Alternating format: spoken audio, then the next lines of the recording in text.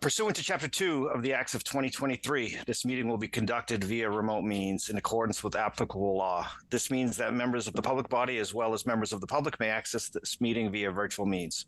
Participants may access this meeting through the remote meeting link as posted on the meeting agenda and through the town's online calendar. When required by law or allowed by the chair, persons wishing to provide public comment or otherwise participate in the meeting may do so by raising their hand or otherwise signaling their intent to speak. This meeting will be recorded. Please take care to mute your microphone unless you have been recognized by the chair. We will now confirm attendance of members. Please respond with present if you are on the call. Elise Mayalowski. Present. Thanks. Lucia Lopez. Present. Matthew Ronca. Present. Michael King. Present. Parker Happ. Jane Moran. Present. Karen Wills. Present. Vikasath Prati. Present. And Rob Benson is present. Yeah, Parker sent an email before this meeting that he's sick, and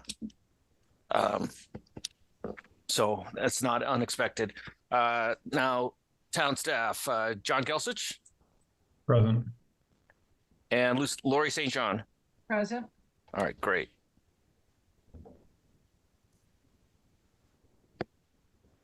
All right, I'm going to jump right into our agenda.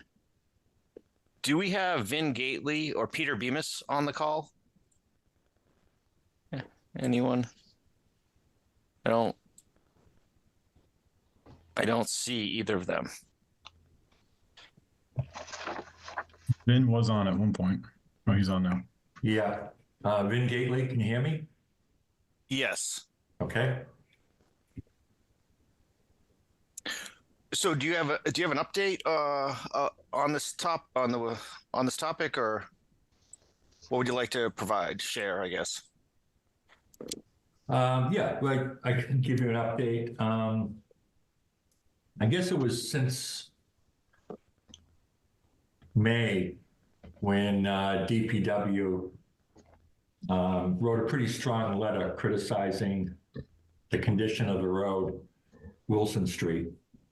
And since then, I think we've had a couple of maybe 3 site walks.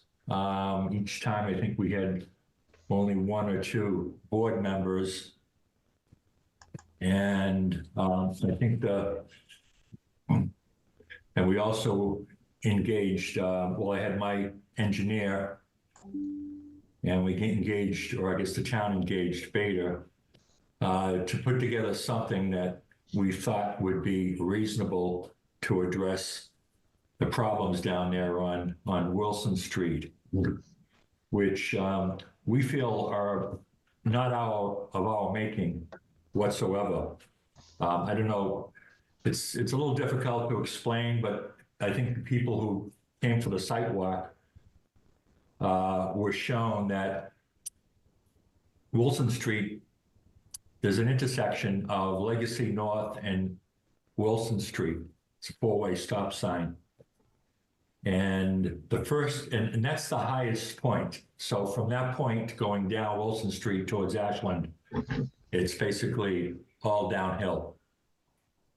And the first 1,000 feet from that intersection, we, meaning the trails, which is will be 175 units, so 55 and over when we're done. That first 1,000 feet that extends down to where Kruger Road is on the other side of Wilson. We have no frontage. We don't own any of that land. The next 500 feet, which basically starts at Kruger Street and extends for the next 500 feet. Let's see, I guess that's north. That, we do have some frontage on that stretch. And then after that, the next 1,000 feet takes us to the Ashland line, and we have no frontage on that 1,000 feet. So that whole 3,000-foot stretch from the intersection to Ashland, we have 500 feet of frontage on that street, and we have in our original plans that were approved 6 years ago. I think everybody that's on the board now, including John, all new faces. But the approval back then clearly had us being responsible for things that we could control. And our design for drainage has done that, at least for that section that we have frontage on. And the problem here is that the high point is at that intersection, and it just basically goes downhill 3,000 feet of roadway, and that water basically is coming down that street, and that first 1,000 linear feet, we have no control over. The town, at least in my judgment, should have addressed this, because there's been a drainage problem on that street for years. If you will go back to the meetings during our approval, we had many neighbors on Kruger Road that attended our meetings, and they were very concerned about water that has for years and continues to this day to shed down the street with nothing to catch it. No gutter line along the 1,000-foot stretch. So the water goes wherever gravity takes it. DPW did make some kind of an improvement down near Kruger Road, I believe last year, to handle some of that water and get it across the street. Not on our side, but the other, on the Kruger Road side of the street, there was a culvert there. And we've been down there countless times. My engineer clearly says that that does not work as intended. It's not carrying any water. It's not catching any water. So what happens as a result, that water just continues down Wilson. And in that next 500 feet that we have frontage on, we had already designed and we are handling the water in that section, because that we can control that. And I feel a responsibility for that, since the trails fronts that section of roadway.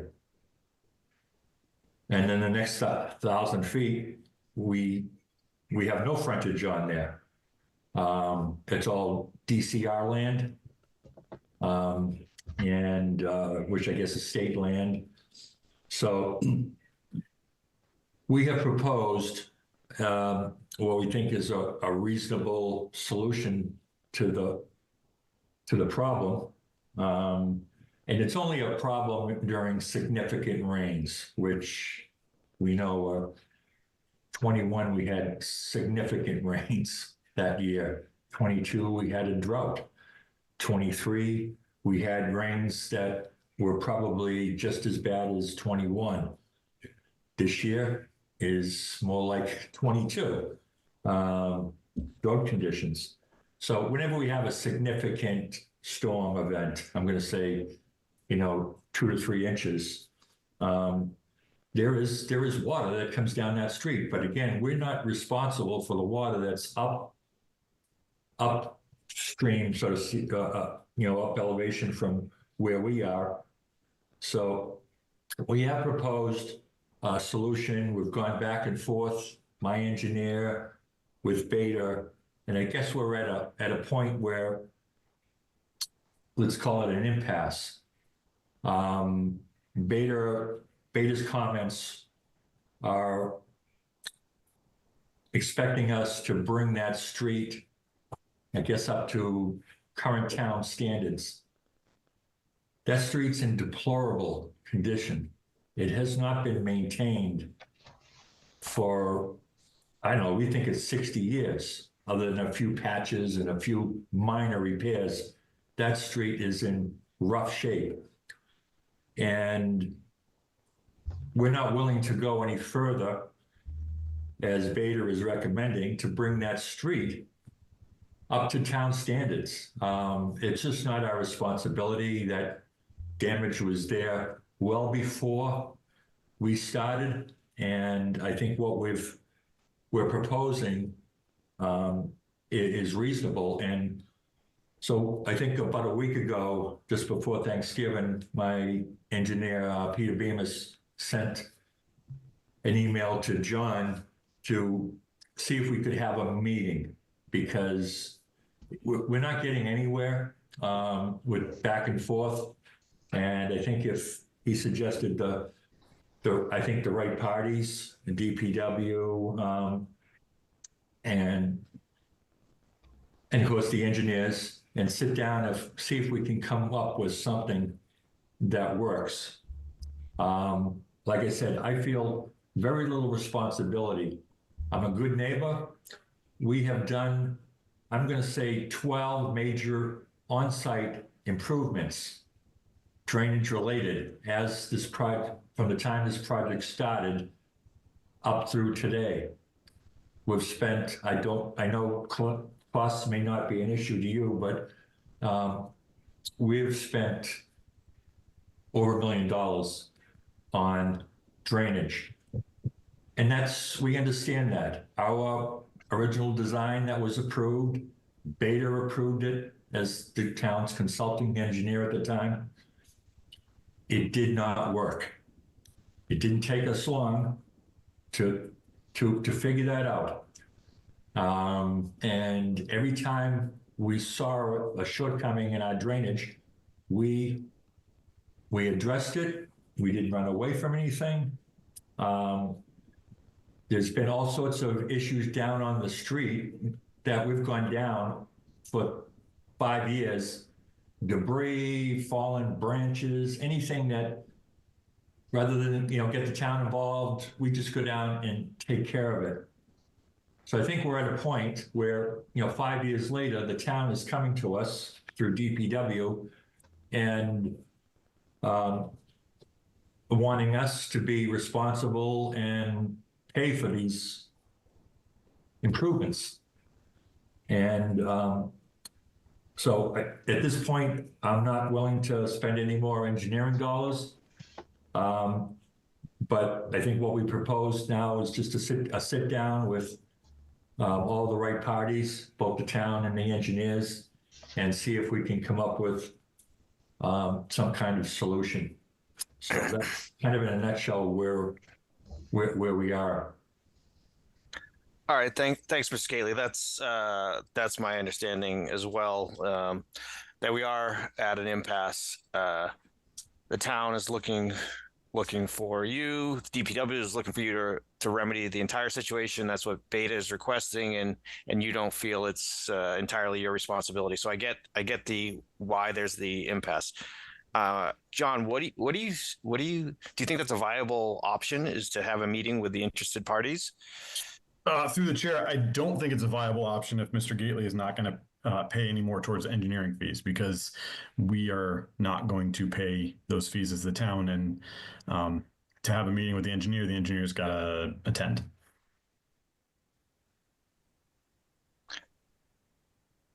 So we really only have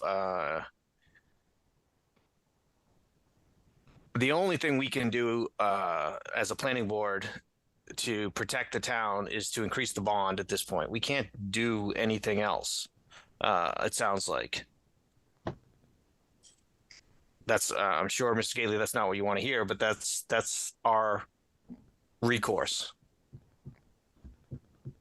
Well, again, I think your recourse should be aimed at what we're responsible for.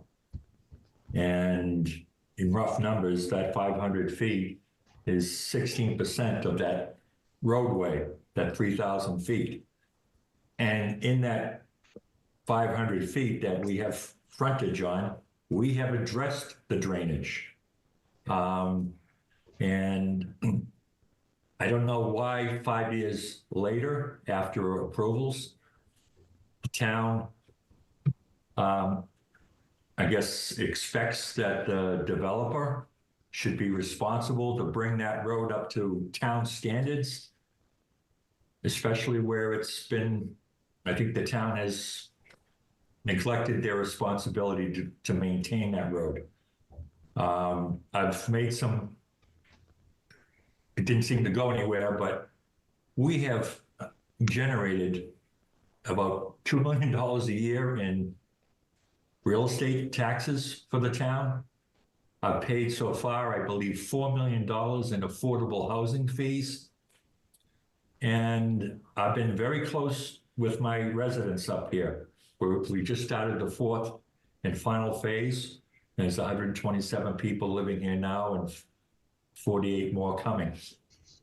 And I actually live here, so I have a little extra responsibility to the residents, I feel, being one myself. And I think town, and we've been trying to be good neighbors, but there's a point at which I think the town should step up and do what they should do. And with the tax money we're generating here, with basically no services, we're 55 and over, we don't use the schools, we have no trash pickup. We have generated a significant windfall for the town, and my residents deserve better. And I think we're at a point where the town should recognize this. They should put in some sort of capital improvement, and not just look at to the developer 5 years later, 5 years after the town approved it, and expect, well, you know, the developer should just step up and pay this. I've tried to be reasonable, but there's a point at which I've had to draw the line, and we're there now. So I really don't, I would not want to see you increase the bond. The bond was, I think, less than $100,000 for the project. that's correct. It was 75,000. Yeah. I think that our position as a planning board is that we need to support our town staff, which is the DPW director in this case, and our peer review consultant that has proposed recommendations. There's no other option for us besides to support our town staff. That's why I think what you proposed was kind of a good idea, to get your engineer in a room with our peer review consultant, the DPW director, to come to an agreement. Because the only thing we can do as a board, from my perspective, is to raise the bond to try to cover the cost to repair the road. I'd rather if you guys could negotiate an agreement with people that are much more closer to much more of experts in this field than we are on drainage and stormwater management. That would be my preferred avenue. But if you don't want to continue to bring your engineer into the project, then the only option I see is to raise the bond. Well, I didn't say I've stopped, you know, supporting the project with engineering dollars. But I think we're at a point, and let's face it, Beta is your consultant. Mm-hmm. So DPW, you know, they're, as they should, they're trying to protect the town. But you can't expect that that we should be somehow paying to have that road brought up to current standards. That is a country road. That road would be illegal today to build. And it's DPW, I think, shares some responsibility for not keeping that road up to par. I mean, that's not even close to being up to par. And we've, I think, proposed, you know, doing something there, but it doesn't seem to be enough. And anyways, and I just thought as a last step, it would be good to get everybody around the table, DPW especially. They started off with a letter back in May that,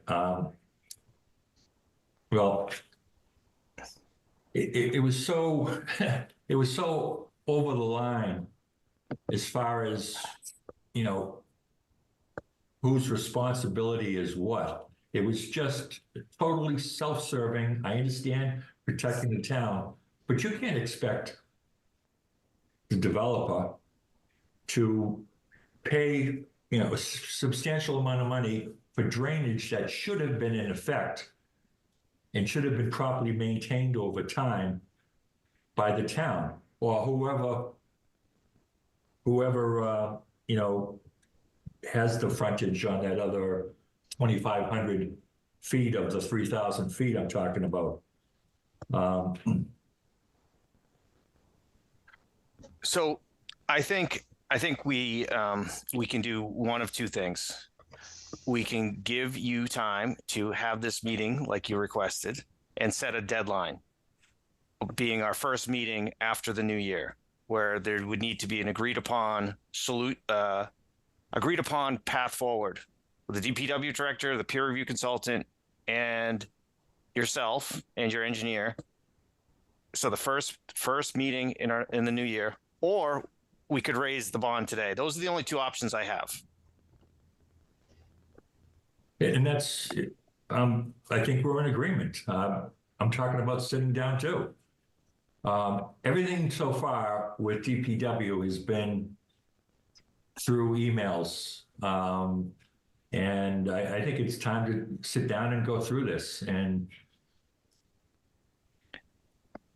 The I'm original, willing to yeah, do I'm that. looking at the original letter. It's dated May 7th. So we're right. 7 months into this. I don't want it to extend any longer. That's does anyone else on the board have any comments? That's my thinking is give them until the first meeting to an agreed upon solution. If they can't come to one, we will be forced to have no choice. Through the chair. Go ahead, John. 2 comments on that. I would say maybe not the first meeting in January, maybe the second meeting in January, just to escape the holidays, because Okay, that sounds reasonable. yeah, if there's time in the middle. The second thing is, and I don't want to talk about money on this, but I do believe that the review revolving account is in arrears. And so we are not able to get Beta into that meeting unless we can pay them. So that would have to be fixed. And if Mr. Gately is not willing to put more money into it, I didn't say that, John. You did. You said you weren't willing to put more engineering money into it. Well, I'm willing to do it if we're trying to come up with a solution. But if we're just drawing a line right here tonight and saying we've had 7 months to do it and that's the end of it, then obviously I'm not. But and that's the first I heard that our account is in arrears. I don't think we've And had several emails asking for more money. But we can talk about that offline. I don't want to talk about that here, but I just don't want that to be a stopping point of, you know, the board makes their decision and then we find out this is an issue that's not passable. And then that throws the board's decision into disarray.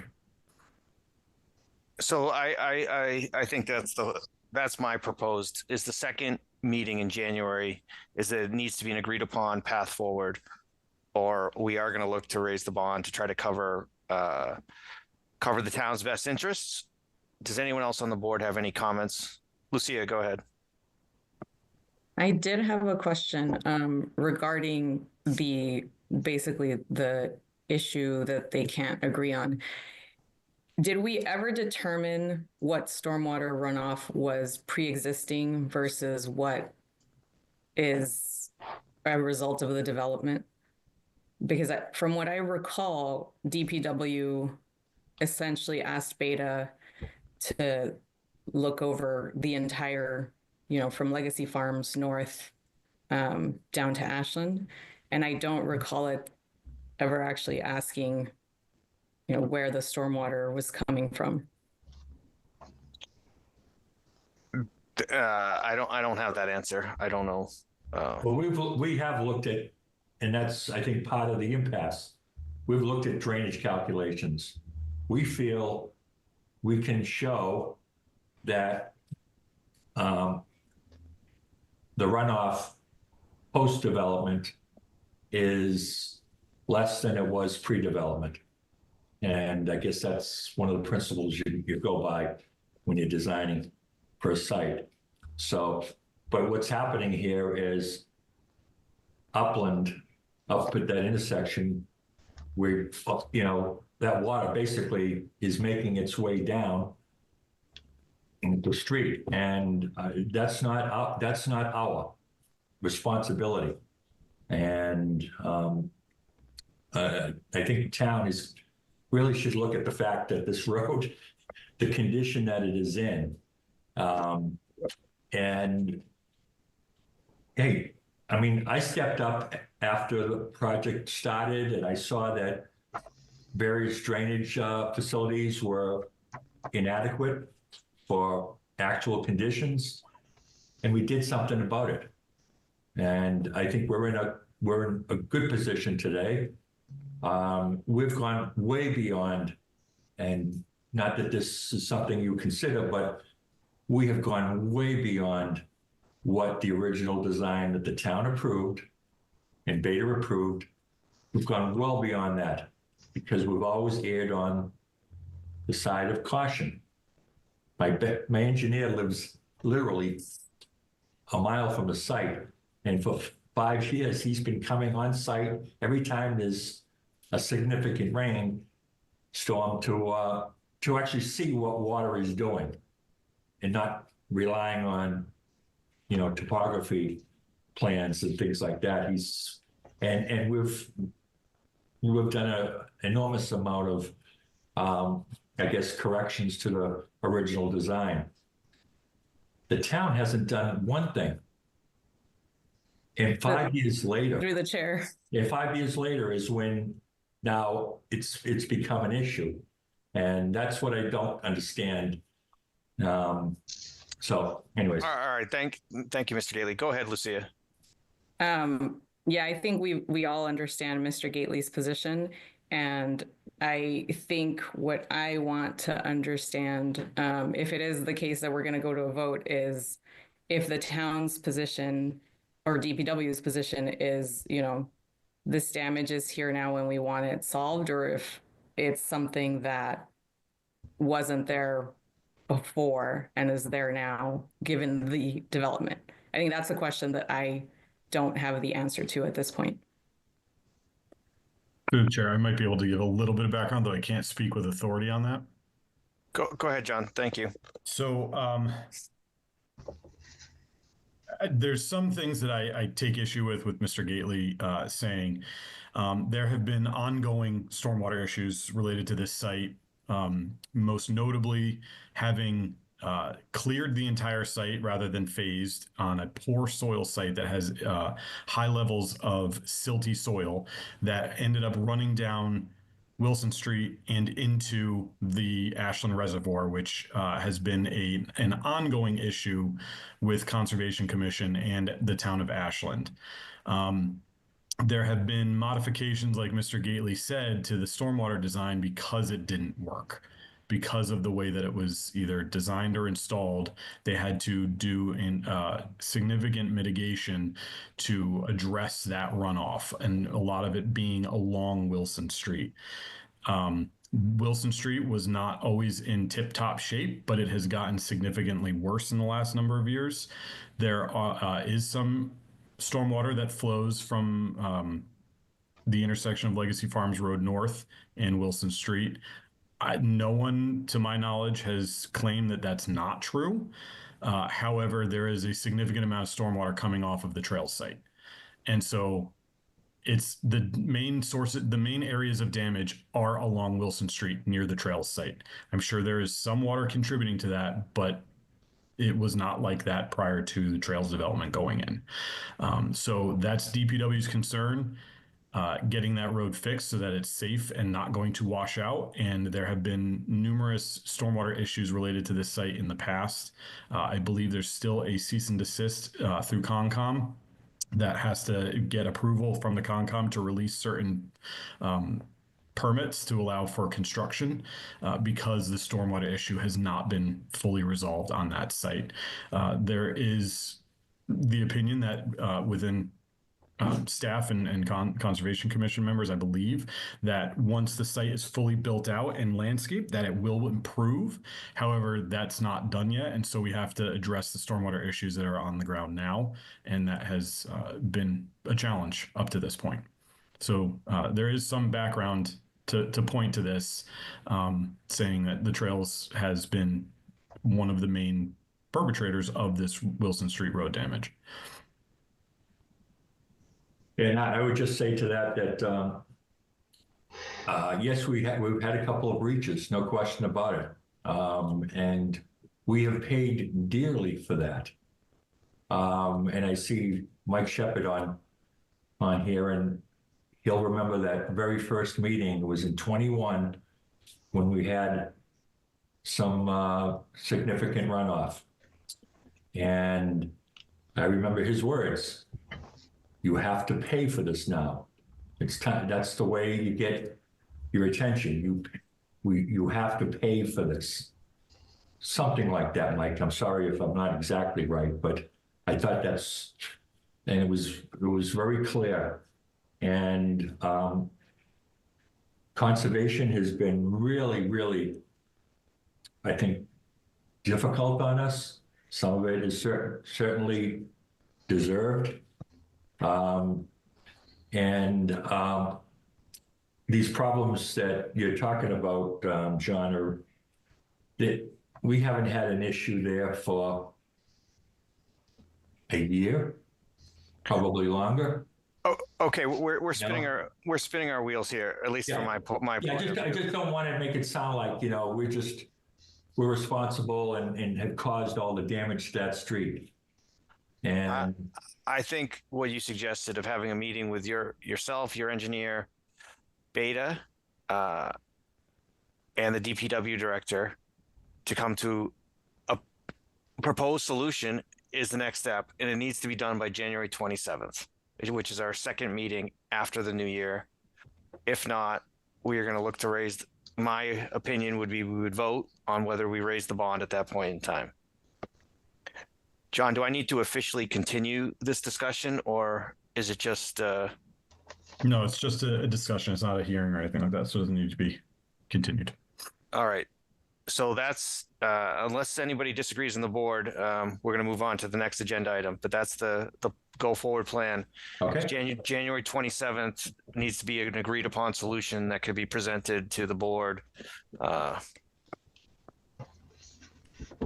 Okay, well, I appreciate the time. I know we probably spent more on this first agenda item. I know you got a long night ahead of you, so I do appreciate the time I've been given. And I think sitting down is really the best thing to do at this point. So, All right. We made up points. Thank you very much. Thank you. Okay, have a great night. Thanks. We're on to agenda item 1.2, 215 Winter Street, Deer Pen Realty. I'm not sure who's speaking on behalf of this A&R. Good evening, Zachary Bemis with Engineering Design Consultants. Okay. This evening, representing Deer Pen Realty Trust. The plan of land before the board this evening is a parcel swap. The intention is to create parcel A, located there in the lower southeast corner from the larger parcel of land, and convey it to adjacent land of STL Realty Trust. They own land both to the east and to the north of parcel A. The remaining lot will become lot 6A. It'll have just shy of 7 acres, and the existing 200 feet of frontage will remain unchanged. This area of town is the agricultural zoning district, which requires a minimum 200 feet of frontage. and 60,000 square feet of lot area. Particular to this lot is it is an existing house. The house does straddle the proposed lot line that's going to create parcel A. The existing house is to be raised, and it'll just become a vacant lot. I'd be happy to answer any questions that the board has on this.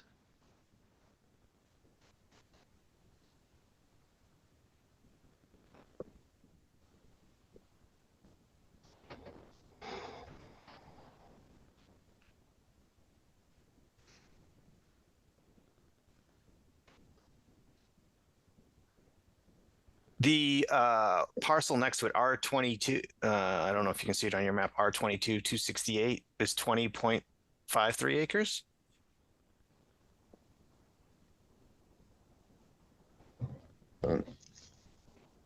I'm sorry, which parcel is it? On your map, it's above it. So The north of parcel A? yes. Yes, okay. So that appears to be a 20-acre parcel.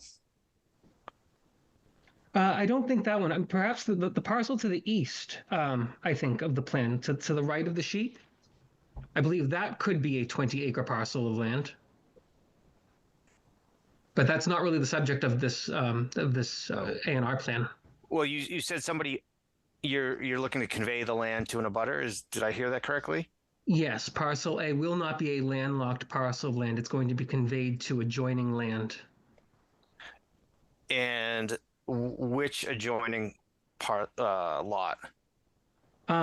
It could go to either, I suppose. It's to go to STL Realty Trust. They own both the parcel north and the parcel east. Or it could remain just like the parcel to the north, and they could own 3 parcels of land. I just didn't want to imply that there was an access issue with gaining access to parcel A. There are a series of trail networks in the woods, so there wouldn't be a required easement or an implied easement to get to Winter Street. Okay. Does anyone on the board have any questions? Go ahead, Matthew. Do we have any concern about the timing of when the house gets raised? If we approve this and there's a house straddling there and it never gets conveyed, or any issues with that? That has never come up before. We've never had a situation like that I'm aware of. John, do you have any opinion on that? So A&Rs are really just essentially boundary plans. There's a statement that's required to be on them that says the endorsement of the plan does not constitute approval of zoning or something to that extent, or conformance with zoning. So for an A&R, it doesn't really matter, because if they don't raise the property and they subdivide it, it's a non-conforming property. So they wouldn't be able to do anything else with it. But for A&R purposes, it doesn't play into it. Anyone else have any comments?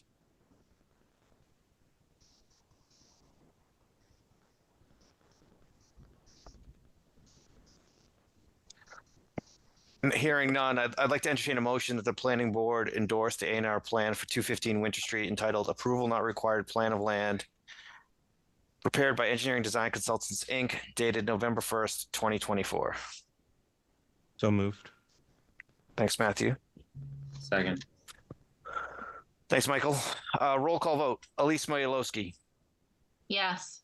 Lucia Lopez, Yes. Matthew Ronca, Yes. Michael King, Yes. Jane Moran, Yes. Karen Wills, Yes. Vikasath Pradzi, Yes. and Rob Benson is a yes. Thank you. You are good to go. Thank you very much. Have a good night. And how many people do we need to have come in and sign, John? Is it 5? None, because we did. Oh, that's right. I That's think I right. can sign it for you all. Oh, Yeah. excellent. All right. Item 1.3 on our agenda, bond reduction request, Form K, Elmwood Farms 3, Toll Brothers. Do we have the applicant on? I see Ted Marchant. Go ahead. Good evening. Ted Merchant, Land Development Director with Toll Brothers. I was before you in October to release 6 lots in the Newberry Glen subdivision, which you approved. We posted a bond associated with that, and we have since done more work. I think I threatened that we would be before you shortly, and here I am with the remaining lots. So we've paved the vast majority of the site. There's one section left, which we're planning on paving this week, but temperatures will push that off to next week. But we'll complete the paving in full next week, and looking to release all of the remaining lots there. And to go along with that, looking to reduce the bond commensurate with the work that we've done to date. And John's got up there the bond reduction form that I provided earlier. All right. Is John, what's the status of our review of the roads that have been built and so on to basically go ahead? Yep. So PAR is the town's engineering consultant on this, and they reviewed this Form G, the revised Form G. They've been on site observing the construction, so they're firsthand knowledge of what's going on and what's been done. They agreed with the estimate of $1,021,965. It's different than, I believe, what we had in the memo, because there was just an omission of one of the items that had to be done, and Toll Brothers identified that and revised the form. So this is the current number, the $1,021,965, and PAR has signed off on that being the same as their calculation. All right. Does anyone on the board have any questions?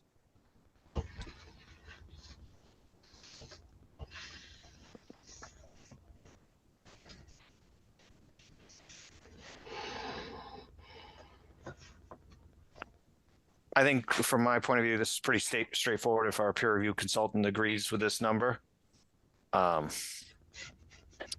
So this is to reduce the remaining bond to $1,021,965. That's correct. And through the chair, I wouldn't do it together, but there is then another vote after to approve the Form K, which we can go over separately.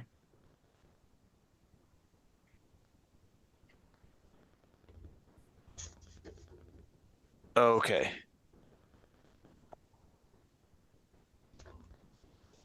If nobody has any other comments, I'd like to entertain a motion that we reduce the bond for Elmwood Farms 3 from $2,686,000 to $1,021,965. So moved. Second. All right, roll call vote. Elise Mayalowski, Yes. Lucia Lopez, Yes.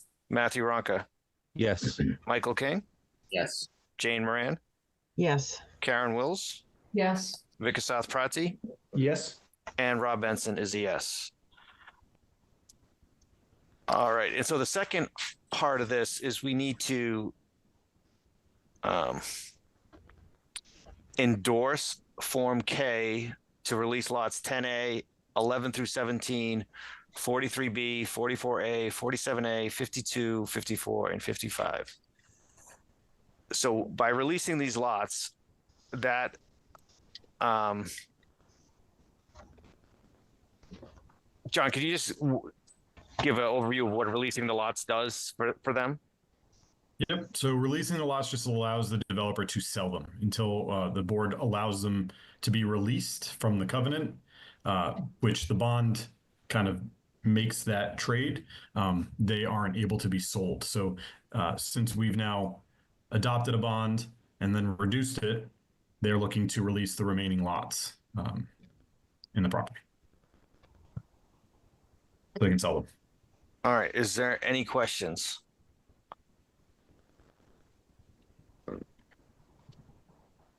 All right, hearing none, I'd like to entertain a motion to release the lots 10A, 11 through 17, 43B, 44A, 47A, 52, 54, and 55 within Elmwood Farms 3. So moved. Second. Thanks, Smith. Thanks, Michael. Roll call vote. Elise Mayalowski, Yes. Lucia Lopez, Yes. Matthew Ronca, Yes. Michael King, Yes. Jane Moran, Yes. Karen Wills, Yes. Vikasath Prati, Yes. and Rob Benson is a yes. Thank you all for your time. Thanks, Ted. And through the chair, before we move on, everyone could just come in and sign the Form K tomorrow. That'd be great. Okay. Or this week. All right. Moving on to 1.4 Maple Avenue paving determination. Do we have anyone on the call to speak on this agenda item?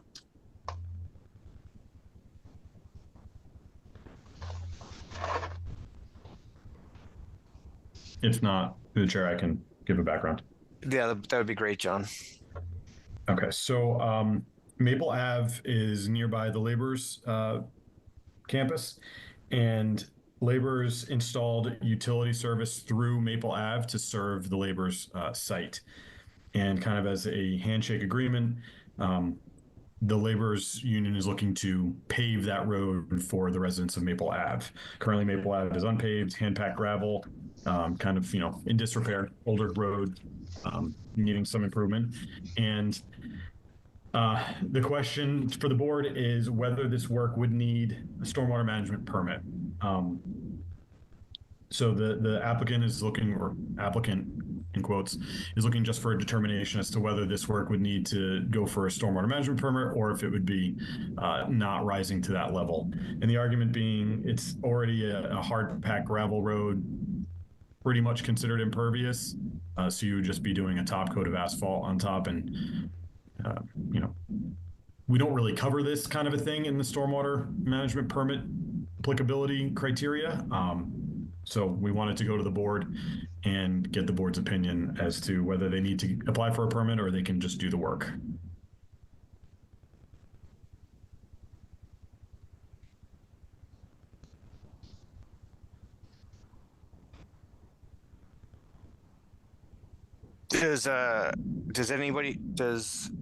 Do people on the board, would it benefit anyone on the board to see a map of where Maple Ave is in relation to laborers?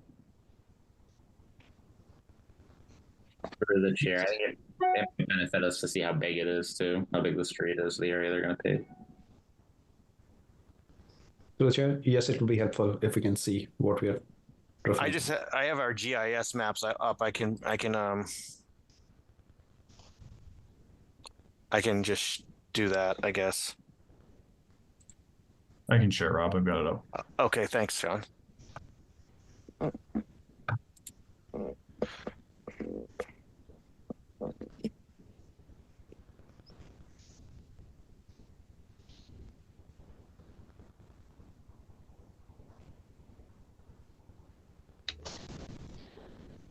Through the chair. Go ahead, Jane. While he's pulling that up, do we know offhand if there are any wetland issues there? My knowledge is that it's just a flat road, not very long, and the water just kind of runs off the side currently. The only thing I could think of that would slow it down is maybe some wetland issues.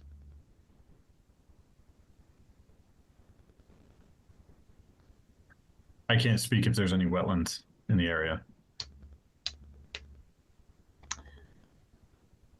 I don't think there are, but I think there's something on our system that we can pull up wetlands on the maps on the GIS system, I think.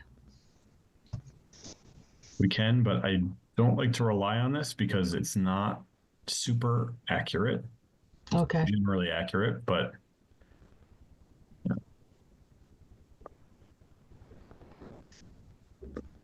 best of my knowledge, the only wet issues there are the puddles in the road that are created through big mud puddles than the gravel road occasionally. So for some reason, my JS doesn't want to work. I'm turning it on, but it's not showing up. So Okay. I think you might need to be off of all right, let's try off of aerial. yeah, off of aerial.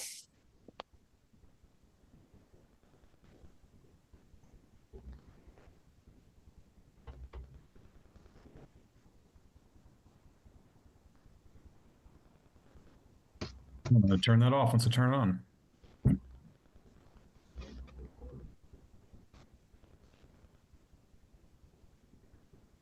that one. John, you might know the answer to this question as well. It's not a privately owned road, is it? It's town owned, isn't it? No, it is a private road. Okay. Yeah, if it was town owned, DPW would be charged with paving it. I don't know what's going on with the map. I'm sorry. Whoa, Matthew, go ahead. Yeah, through the chair, according to the letter that was written, the length is 800 feet. To answer, I think it was Michael's question. My question was if we have concurrence with the numbers there for the coefficient of the runoff, the 0.96 versus 0.98, which seems like the main difference here. I assume those are coming from some place that we have confidence. So that's probably coming from the applicant. We haven't had this peer reviewed because there's no application before us. Did Carrie have did DPW have a response? Because I didn't see that in the thread. I believe so. DPW really probably wouldn't even weigh in since it's a private road. It's a private road.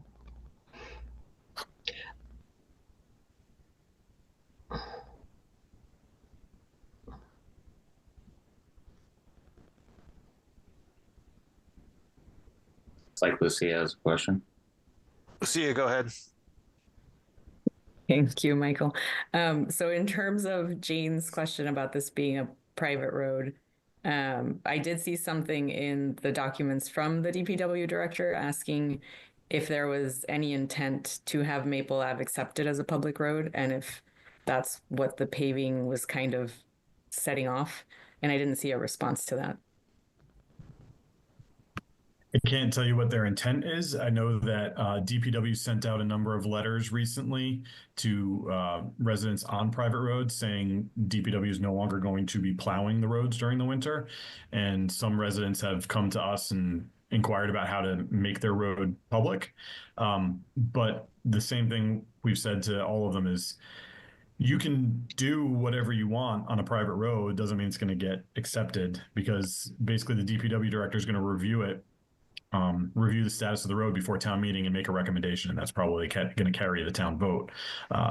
But they can pave it, and it might make it better in terms of street acceptance. But that's really going to come down to DPW director looking at the road, the quality of the road, and how much it would actually cost for the town to bring it up to standards if need be, should the road be accepted, and that would come out at a town meeting whenever it gets on the warrant. They may try and put it on the warrant in spring. I don't know, but that's where we stand with that. Is there anyone on the public that has any commentary about this?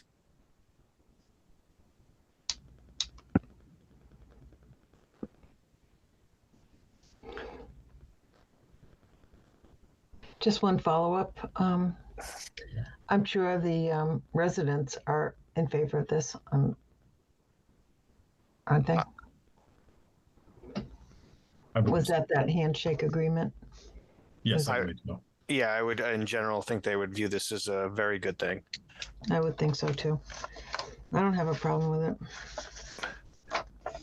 I don't either. I'm just trying to safeguard us. I am generally for it. Does anyone have any dissenting opinions?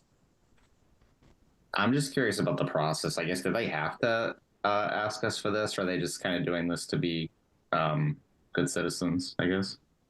They're doing it on their own. But they don't need our permission to do it. They could just do it essentially without. Right. It's So it's kind of it's a gray area of the stormwater bylaws, because it's a hard packed gravel road. So is that new impervious or not? Is paving it going to change the stormwater flow? Is it going to change the way that stormwater is treated on site? Those types of things. Is it considered disturbance since the road is really technically already disturbed? That kind of a thing. And so it's that gray area that the applicant and I decided it would probably be best for the board to weigh in and say, this looks like something that we really do want to look at in a little bit more detail, and therefore we want a permit to be filed or permit application to be filed, or this is a road that probably isn't going to change that much if it's paved, and therefore we don't really need to go into too deep of a process to give them the okay. We thought that it would be best for the planning board to make that decision.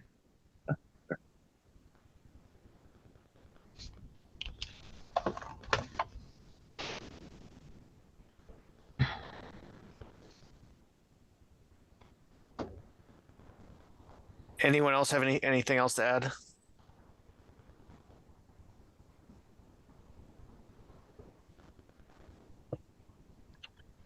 Matthew, go ahead. Yeah, so I want to be in favor of saying they could just go ahead for 800 feet. My main concerns are, one, right, we were just talking about miscalculating runoff and the behavior on roads before and the surrounding area, and so that's fresh in my mind. And I just don't know if the calculations are right, if we haven't looked at them internally, and how similar the permeability is to the current situation and if it were paved. So I'm a little hesitant based on the juxtaposition of those two things.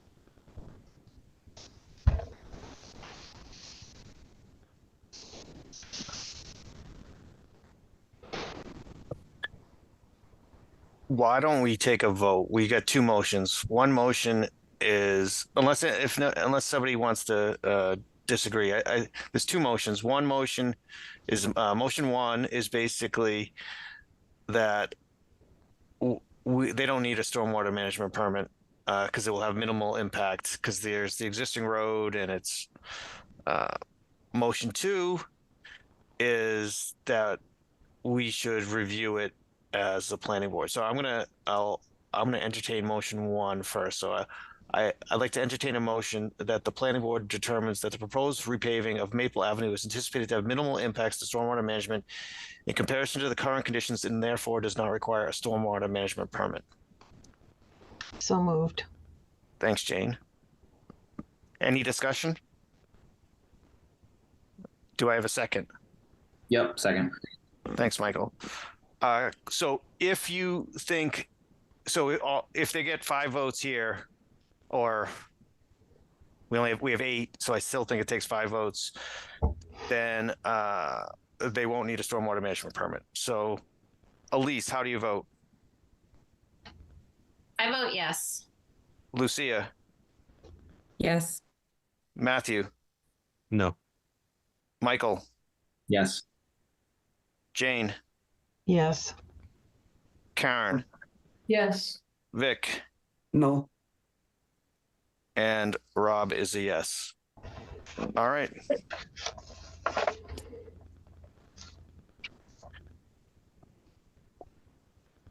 We're moving to item 1.5, planning board meeting dates. I think in years past, John, we just kind of look at these at this point in time. And Matthew, did you still have a comment? Yeah, I just want to call out that May 5th is annual town meeting. I think this is a annual occurrence. I think we put that there just because we could have a meeting like right before it. Like As we long as did we're this year. scheduling regular business. Yeah. So what I was going to say is, like, in years past, like, nobody knows their exact calendar a year out, but we kind of set the schedule, and I think we have some flexibility to cancel a meeting or move a meeting if we have some notice. But at this point in time, this seems reasonable to me. Anyone have any comments? Matthew, go ahead. I mean, if we have flexibility, there's 2 other conflicts I have, but I'll try to make them otherwise. I don't know if it makes sense to reschedule.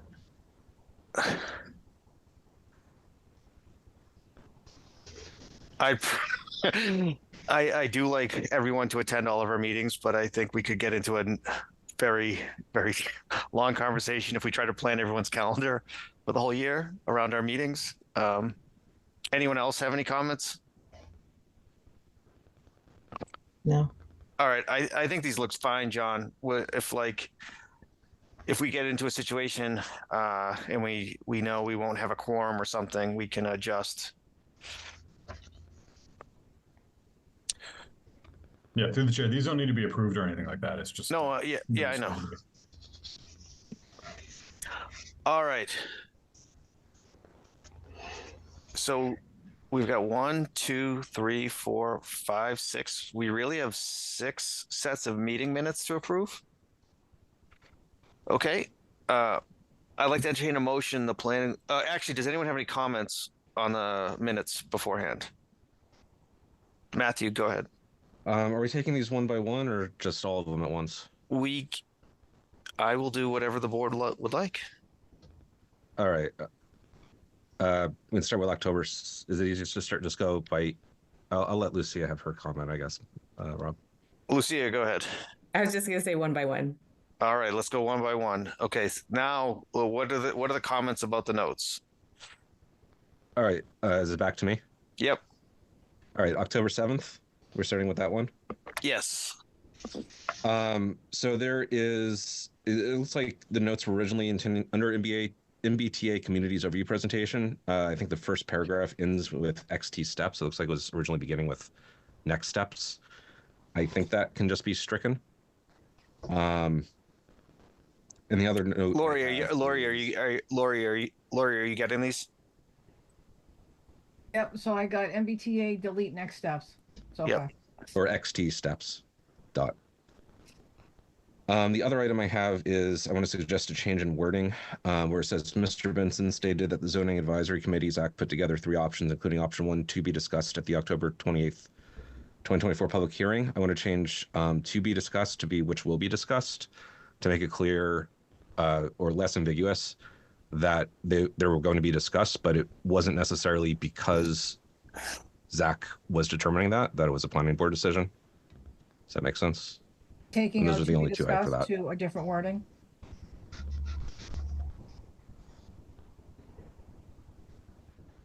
And through the chair, it might be helpful from some of the board members. I know Lucia did this earlier, but if you could type up your proposed amendments and send them to me and Lori, that would just be easier on us to incorporate the correct wording.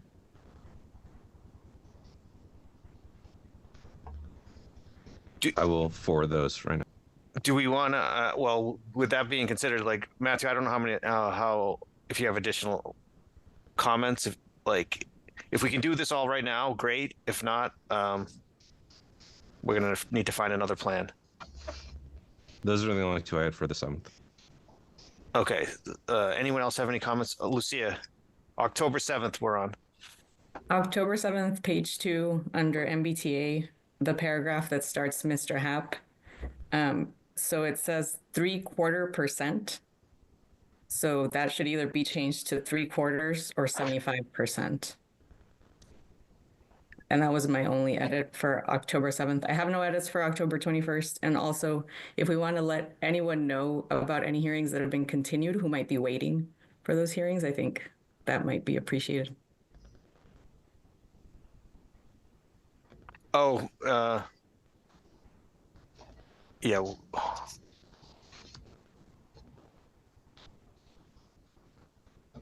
So, for anybody that's calling in from the public, we have on our agenda 0 Benson Road, and we also have the redevelopment of Hopkins and Drug, 48 and through 52.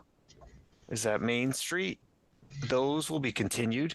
We're gonna have to future meetings. So if you're waiting on the call for those, we'll pick those up at a later date. I might have a brief comment about each one, but they will be continued. We will not get into any bulk of the discussion on either of those tonight. All right, let's go back to our minutes. All right, so at this time, I'd like to entertain a motion to approve the meeting minutes for October 7th, 2024. So moved. Second. Thanks, Matthew. Thanks, Michael. Elise Mayalowski, Yes. Lucia Lopez. As amended, yes. Excellent. Matthew Ronca, Thank you, Lucy. I realized I missed that. Yes. Michael King, Yes. Jane Moran, Yes. Karen Wills, Yes. Vika South Prati, Yes. and Robert Benson is a yes. All right, October 21st. Any comments on Matthew? Go ahead. Okay. So I did forward these to John. So hopefully he's got them. I have two changes here. The second is I'll do first is just an extra comma. And Miss Wills asked how many shops would fit into 6,800 square feet. Intended for retail use. There's two commas there. The other one is, as I was speaking, I attempted to correct modern with contemporary, but it quotes me as modern/contemporary. I'm fine with my exact words, including the recorrecting quoted. But since this is paraphrasing, I'd like to switch that to just contemporary, about the contemporary look of the proposed.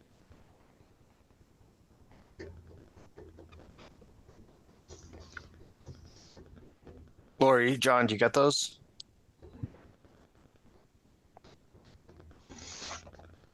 Yeah, I'll make a note. Thank you. Is there any other proposed edits for October 21st? All right, I'd like to entertain a motion to approve the meeting minutes for October 21st as amended. So moved. Thanks, Matthew. Second.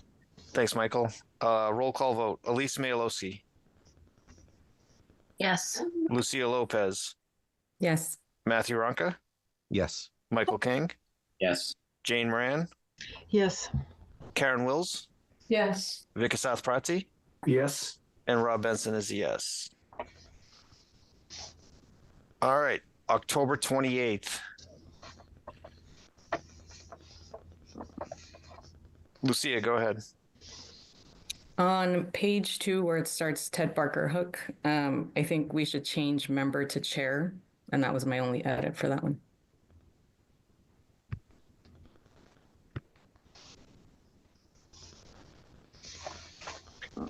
Go ahead, Matthew. Under the section where Mr. Ronca noted that the Legacy Farms had about 20 children per 100 units and Windsor is below the town average of 50 children, it leaves out that I was talking about the apartments there was actually the lead-in, which is distinct because I actually comment that the overall Legacy Farms is above the average. My suggested change, which I've forwarded in an email, is changing that section to say that Mr. Ronca noted that the apartments at Legacy Farm average about 20 children per 100 units. The Windsor development in total is still below the town average with 50 children per 100 units, while the town average is about 60. Okay. Anything else?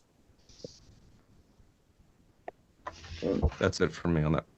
All right. I'd like to entertain a motion to approve the meeting minutes for October 28th, 2024 as amended. So moved. Second. Thanks, Matthew. Thanks, Michael. Elise Mayalowski, Yes. Lucia Lopez, Yes. Matthew Ronca, Yes. Michael King, Yes. Jane Moran, Yes. Karen Wills, Yes. Vika South Prati, Yes. and Rob Benson is a yes. All right, November 4th. Matthew, go ahead. There is a misspelling of EVSE as EVSV in one section, so just correcting EVSV to EVSE where applicable. And then the first recommendation to the first motion to recommend preserve in Walcott Valley is elided from the minutes entirely.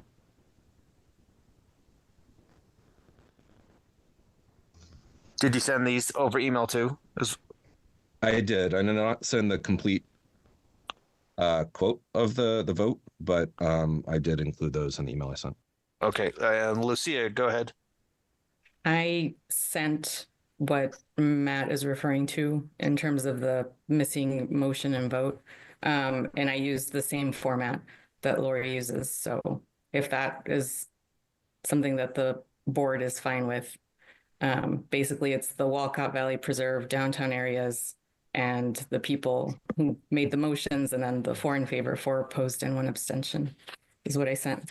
My other edit to that is on page 6, the first bullet under my name. I would like to strike because it and replace it with that. And strike and replace it with because. So that it reads, stated that she does not support excluding the original plan that was voted down at annual town meeting because there were unanswered questions. Okay.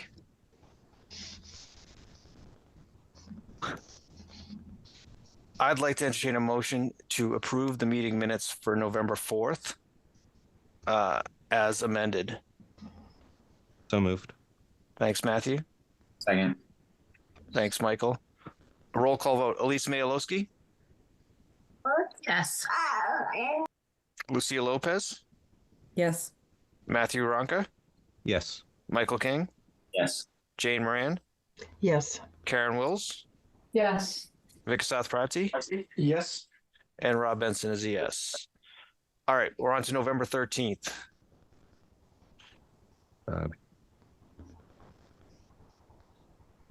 Lucia, you're up first. So November 13th, under the votes, I didn't write a page number, but opposed needs to be changed to abstained. I think it's Okay. a paragraph that starts with the votes. I don't know what page it's on. But it said that somebody opposed, and I believe they abstained. And then under the second motion, the same needs to happen, where opposed needs to be changed to abstained.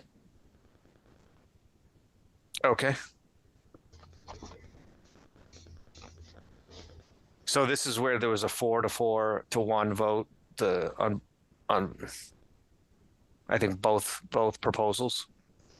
Yeah, I it's- think one person abstained on one and 2 people abstained on the other, and they both say that they opposed rather than Okay. abstained. All right.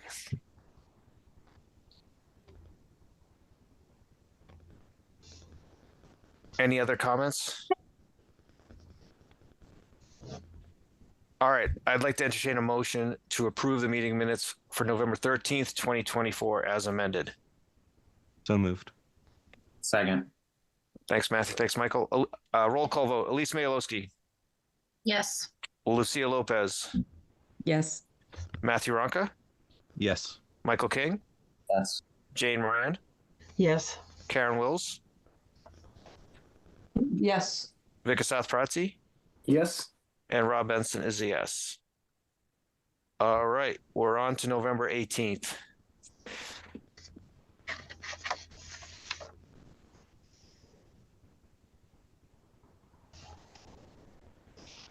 Through the chair looks good. Lucy, do you have any comments? I do not. Awesome. All right, I'd like to entertain a motion to approve the meeting minutes for November 18th, 2024. So moved. Thanks, Matthew. Second. Thanks, Michael. Roll call vote. Elise Mayalowski, Yes. Lucia Lopez, Yes. Matthew Ronka, Yes. Michael King, Yes. Jane Moran, Yes. Karen Wills, Yes. Vikasath Prati, Yes. and Rob Benson is a yes.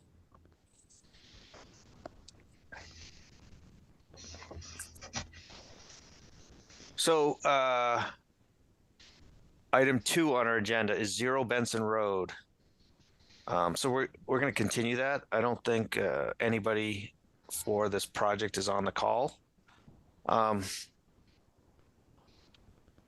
think one comment I have before we just continue it is I was talking to somebody on the OSPC board over the Thanksgiving kind of week, and for the most part, most parcels that they'd be interested in obtaining, they've reached out to landowners to see if the landowners are interested in selling. So with that first parcel, this applicant proposed, the OSPC wasn't interested. The general feeling was that it'd be very hard for this developer to find a parcel that they're interested in that would be financially viable for them to buy in lieu of making us saying 0 Benson Road could be developed. I just want to give that as kind of background information. I think we should continue it, let them continue their search and the discussion, but I think it was worth me mentioning that the OSPC does reach out to potential landowners if they think there's a parcel that's of particular interest that could connect trails or do other things and benefit the town as a whole in terms of open space. So that's the only reason I mention it. Does anybody have any comments before we can try to continue this?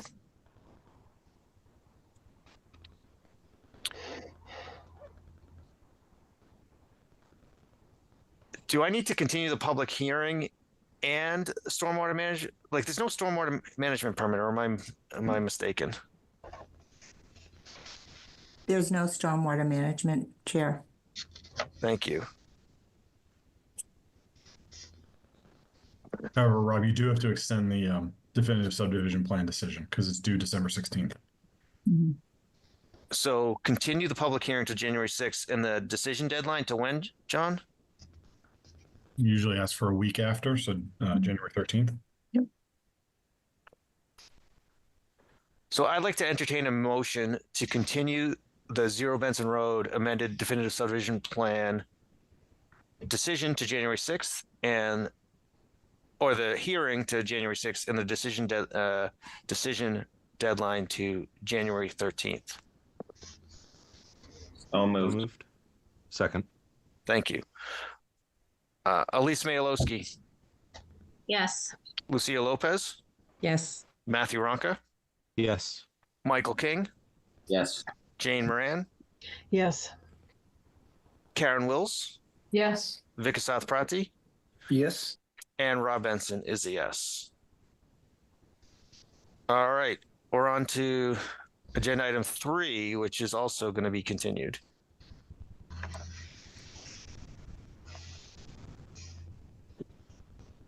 Through the chair. Go ahead, John. I know one of the abutters had sent in a letter asking if the board was interested in doing a site walk on her property, which is adjacent to the subject property. I see she's on the call, but I don't know if she's paying attention to the meeting right now. So I didn't want the board to continue without giving her the opportunity to speak. Looks like she just came on. Hi.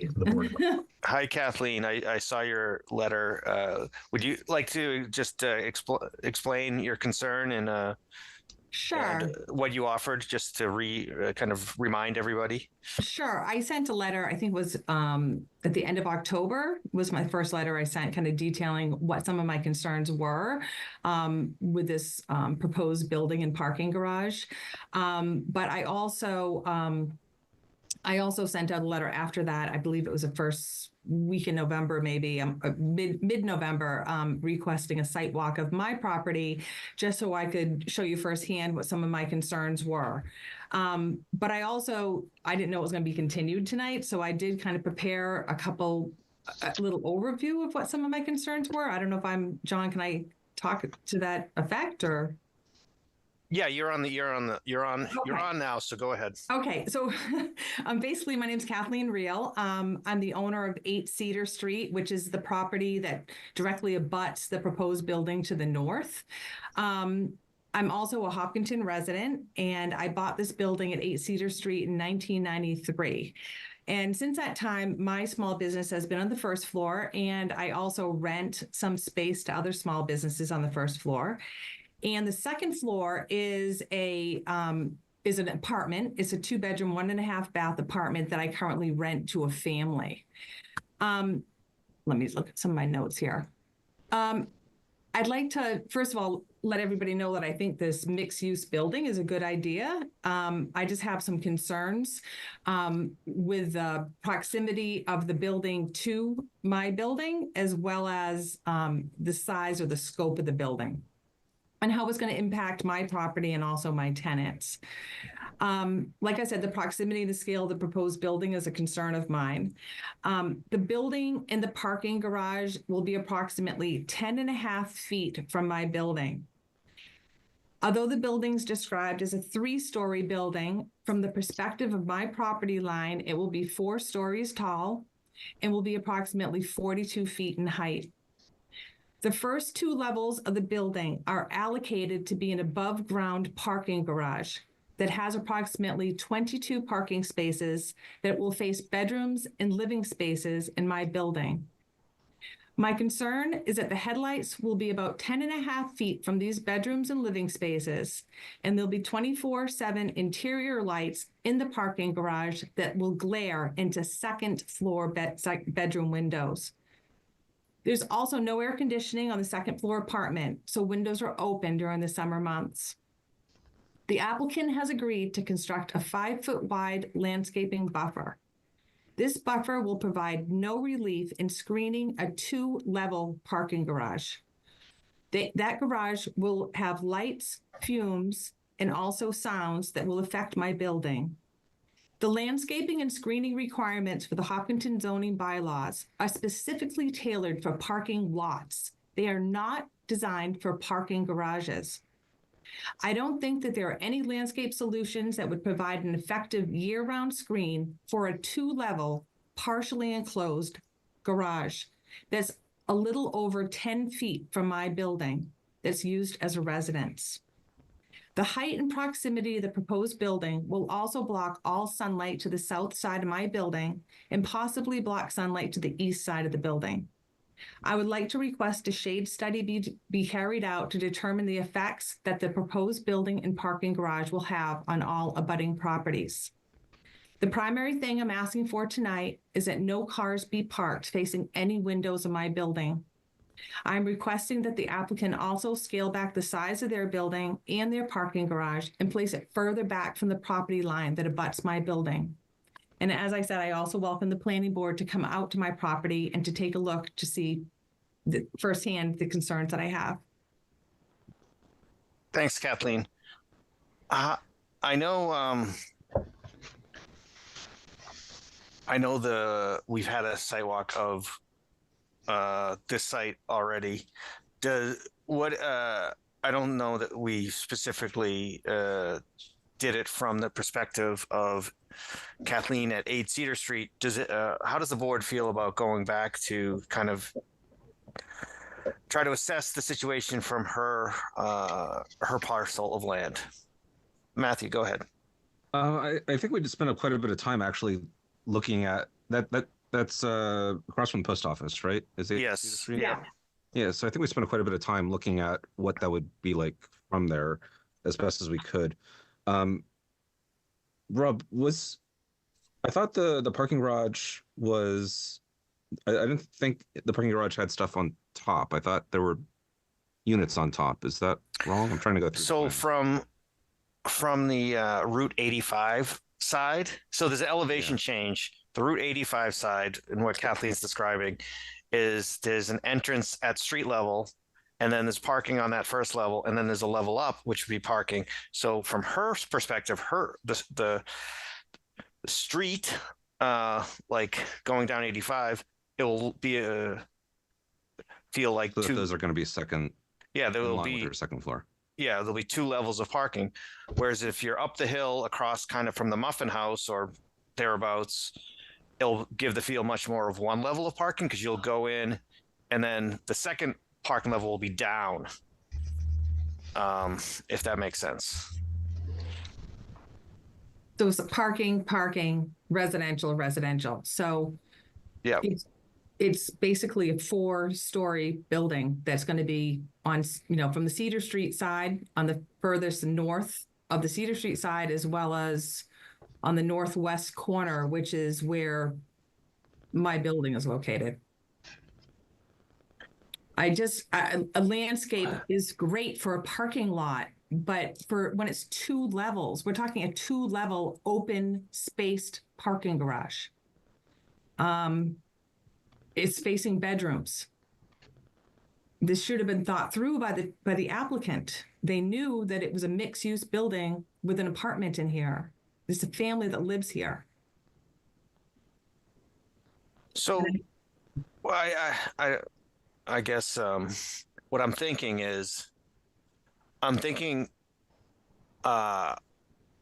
we're going to continue the bulk of the discussion when the applicant is on for our next meeting on December 16th, and that we would have another meeting after that. I'd almost like to revisit the idea of a site walk at our next meeting, December 16th. I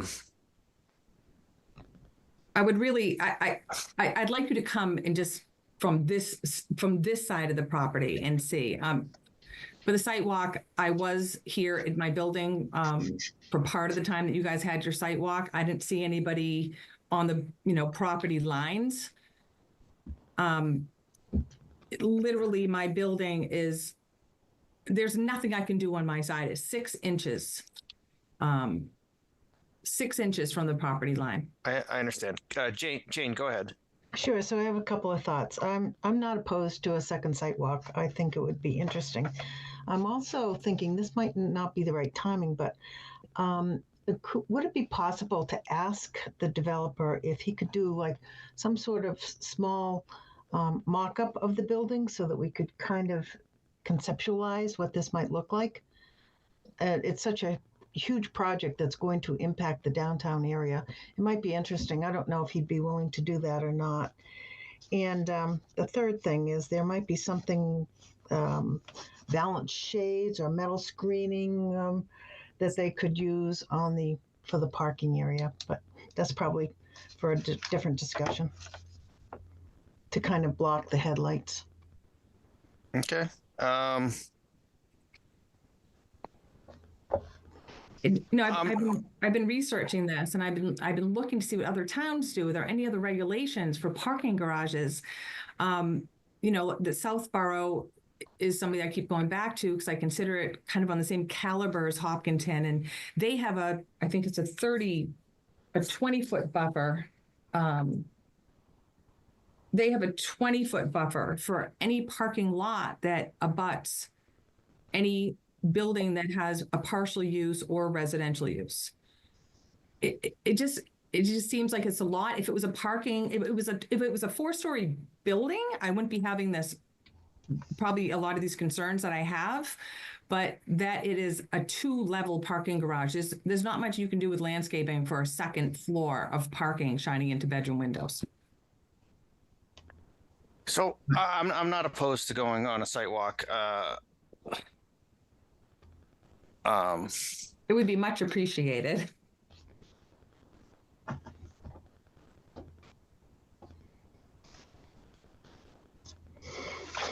Let's I'm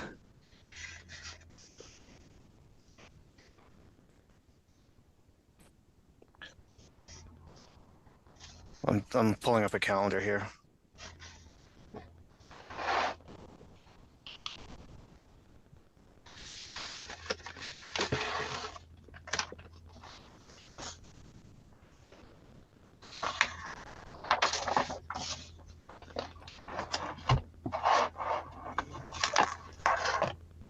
What about Saturday, December 14th at 9 a.m.? Works for me. It works for me. Okay.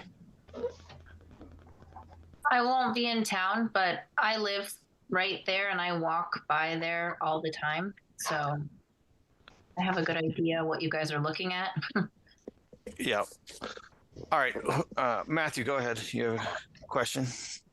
I was just gonna add to similar in Jane's suggestion. I think most of the mock-ups I've seen have been from basically Main Street. Like it might be helpful to see even a 3D rendering of what the other sides of the building would look like to help us picture this. Because I know we talked a lot about the impact of people driving in late at night, for instance. So I don't remember exactly how the second floor was designed to be made, but I know that was a question that came up during the discussion. So I think if people, I know this is one of the more well attended site walks that we've had lately, but if anybody hasn't stopped by and looked at it, it's definitely good to think about. But I'd also like to hear more from the applicant once the meeting is resumed about what they could do or what their ideas are for mitigating this. But I'm not opposed to scheduling it on the 14th either. All right. 14th at 9 a.m. Okay. All right. At this time, I'd like to entertain a motion to continue the major project site plan hearing to December 16th and to the decision deadline to December 23rd. I think we've got it as the 24th, just to give us a little bit extra. Oh, December 24th. So moved. Second. Thanks. Roll call vote. Elise Mayalowski, Yes. Lucia Lopez, Yes. Matthew Ronca, Yes. Michael King, Yes. Jane Moran, Yes. Karen Wills, Yes. Vikas Prati, Yes. and Rob Benson is a yes. And through the chair, when was the site walk scheduled? December 14th at 9 a.m. Thank you. Through the chair. Thank you for your time too. Thanks, Kathleen. Go ahead, Lucia. I feel like maybe we need to make sure that people know that when we have a site walk, the public is welcome to attend. So if it's the case that Kathleen was there while we were doing the site walk, like we would have gladly come onto your property then. And as Matthew mentioned, this was one of the better attended site walks as well. So you had a majority of the board, which this might be the first site walk I've been to where we had a quorum at a site walk. So I feel like, we were asking a lot of the questions that you've brought up just in terms of trying to visualize and get a better understanding, because we understand your concerns and, we'll have more discussion as has been mentioned. But I think that's something that we would have welcomed you to come and take part. And if you'd wanted us to, walk your property line, then we would have. We're also happy to schedule another site walk, but I don't know if it's the case that we just need to kind of make it clear that you're welcome to come. I wasn't sure. Otherwise, I would have. If I'd seen you kind of popping over to like right where the property line, I probably would have said, "Hey, how you doing?" But I was inside the building and then outside, kind of running back and forth to go to a job, so I wasn't really right there. But I didn't know that I could attend, but now I did. Okay. Yes. The public is welcome to attend any of our site walks, any of our scheduled site walks. All right. We're going to move on to our next agenda item. Continued public hearing for 6 Nebraska Street, definitive subdivision plan, Jeff Diana.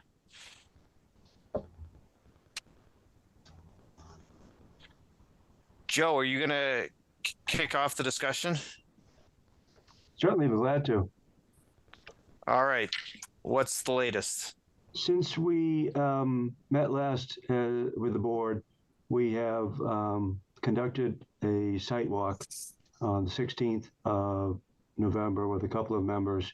We also made an attempt to attack the items that were identified during the peer review for the project based on a memo from October 30th. There's a plan revision out there dated November 16th. and we feel that we've whittled the outstanding items down to a handful of issues.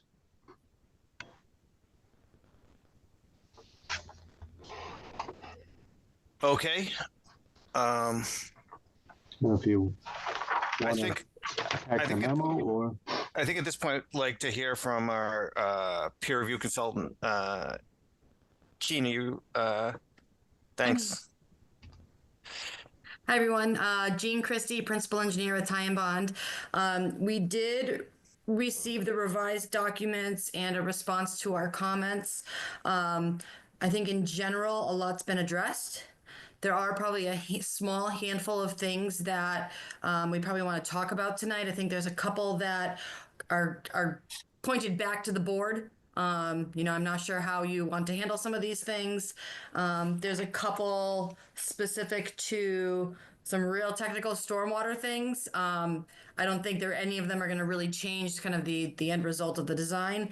But we would probably, for a complete record for the town, we want them to be addressed at some point. Probably up to the board to determine if they want to be conditions or if we want to have the applicant revise them at this point. Do you want me to go through those specific ones? Sure. I don't know if everybody has my letter from this morning. I think everybody, let me check. It's in the shared folder, so everyone should have it. Okay. Yeah. All right. So the first one was regarding waivers. That's something the board needs to, weigh on. I don't know if you discussed that at all at the last meeting, but I'll let the board do that themselves. The second one's about endorsements, and I haven't done a definitive subdivision approval through the town of Hopkinton yet. I don't know if you require your endorsement block on every plan sheet or just the definitive subdivision sheets. So that's what number 2 is about. I don't know if you have a thought about that. John, I don't know technically either. Yeah, we usually just do the subdivision sheets. We don't usually have the title block and like the details or anything like that. Okay, so then number 2 can be all set. Number 3 was about building setbacks. While we note that the setback information was provided, in a tabular form, we like to see the line work, an offset line from the property line, just to make sure on the plan that everything looks good. Again, that's up to the board really if you want to see that or not. Is there anybody who wants to? Any thoughts on that one? I'm trying to follow along. Yeah, this was specific to kind of just the layout of, making sure that the existing buildings comply with the setbacks. through the chair. Go ahead, Joe. Oftentimes, Rob, we will add a thick set line or a different line type at the offset from the boundary line, so you can quickly refer and see that the proposed dwelling or whatever element you're concerned about meets the offset to the boundary line. Because there are only 2 lots, we try to simplify it, but it's certainly not an issue for us to add that line to the plan. Yeah, like I don't really have any commentary on it. I don't know. I don't even know how to answer the question, I guess. I guess it's my opinion that it's not necessary. It's easy for quick reference to see visually, yep, it meets the setback. But it's not necessary if the board wanted to just forget about it. So through the chair, just before we continue going through all of this, and I appreciate Gene going through all these in detail, I just want to point the board to the revised memo that I sent out today that has not all of the comments, because Gene pointed out there are some that the board needs to just kind of make a decision on the waivers and how you want to process that. But the more technical comments, comments 3, 14, 16, 18, 27, 28, and 29 are highlighted in the conditions, so that if the board were comfortable with how it's designed, you can just approve this with those conditions that all those things get satisfied prior to the building permit. And that's all kind of the technical stuff rather than the waiver stuff. Yeah, that's what I've reviewed. So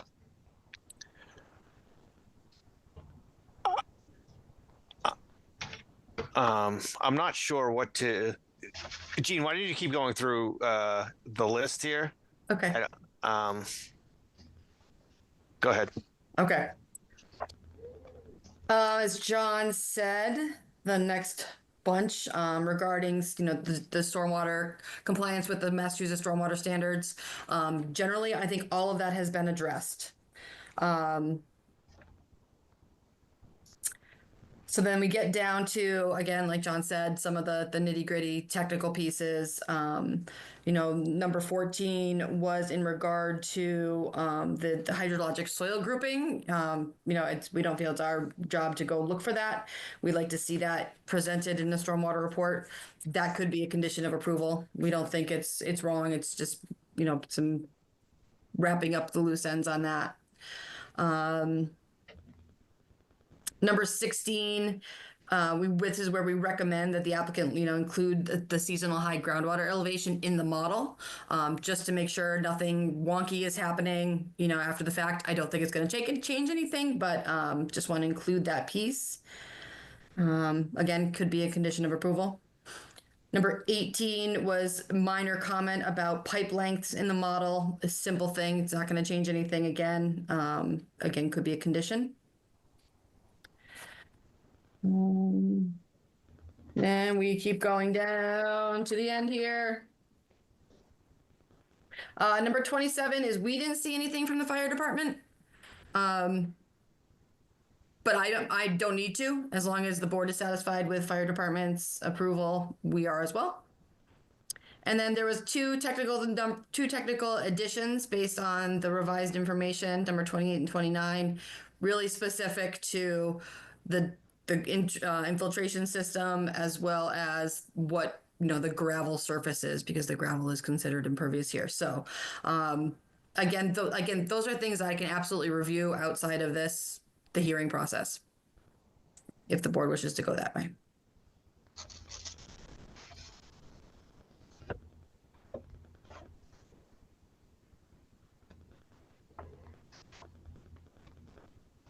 Rob, you're muted. At this point in time, I'd like to hand it to John to give kind of you gave the staff report last time. So, does anyone on the board have any questions?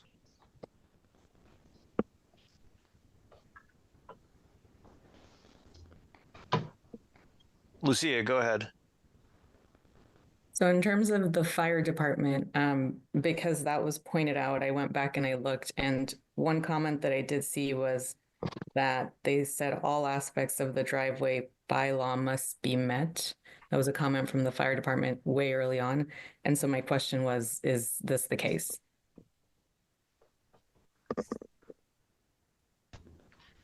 Because I know they're requesting waivers, but none of those are specific to the driveway bylaw. Right? Correct. And the major difference would be the fact that they were looking for a 12-foot wide surface. In some locations, we're down around 10 and 11 feet. And we conducted the swept path analysis, and we keep the truck generally on the existing gravel surface. We are slightly different from the fire department bylaw, but the effectiveness of the route the truck takes is handled with the design. And then my other question has to do with the lot to the south of the cul-de-sac. I'm not sure the address on that one. But my question is, does the frontage change to that lot, and what is the original frontage versus the new frontage?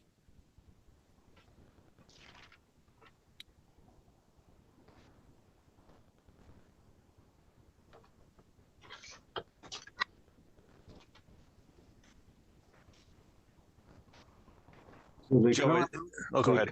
They currently have 73 feet, 40 feet along the 33-foot wide right-of-way on the southerly side, and then the end of that right-of-way of 33 feet, so 73 feet. there is common frontage of approximately 25 feet with this circle, with the cul-de-sac along the common line. So there would be an additional 25 odd feet.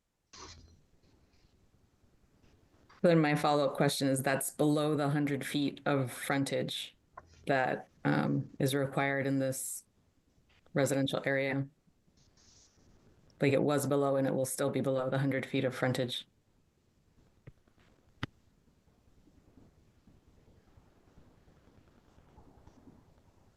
I guess I'm not sure what you're asking.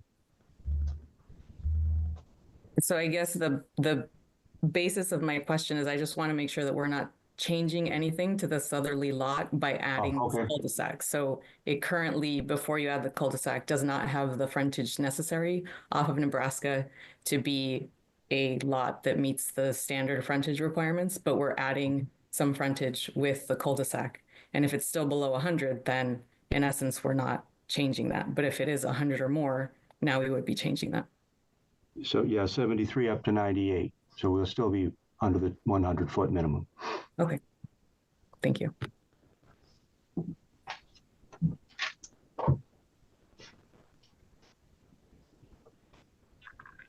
Okay.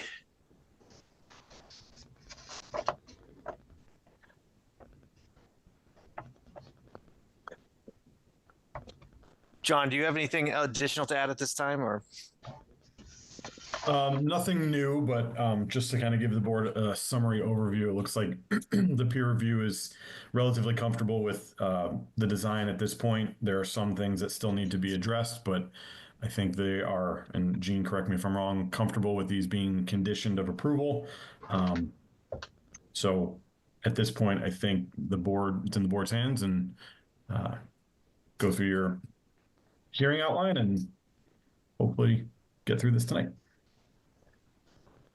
All right. Thanks, John. All right. So I'm going to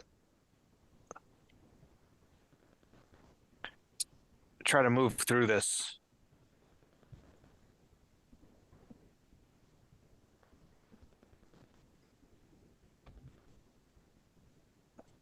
So decision to criteria, the board must determine if the proposal meets the standards as set forth in the subdivision regulations. The board finds such that they shall issue an approval of the proposed subdivision. Amended definitive subdivision plans are treated the same as new subdivision plans with regard to the approval process. So let's talk, let's talk section 4.8 about the requested waivers. So we might have, Rob. What's that? So we might have a public comment. Somebody has their hand up. Hi, Mr. Shepherd. You're welcome to go. He's muted. Mike, you're muted.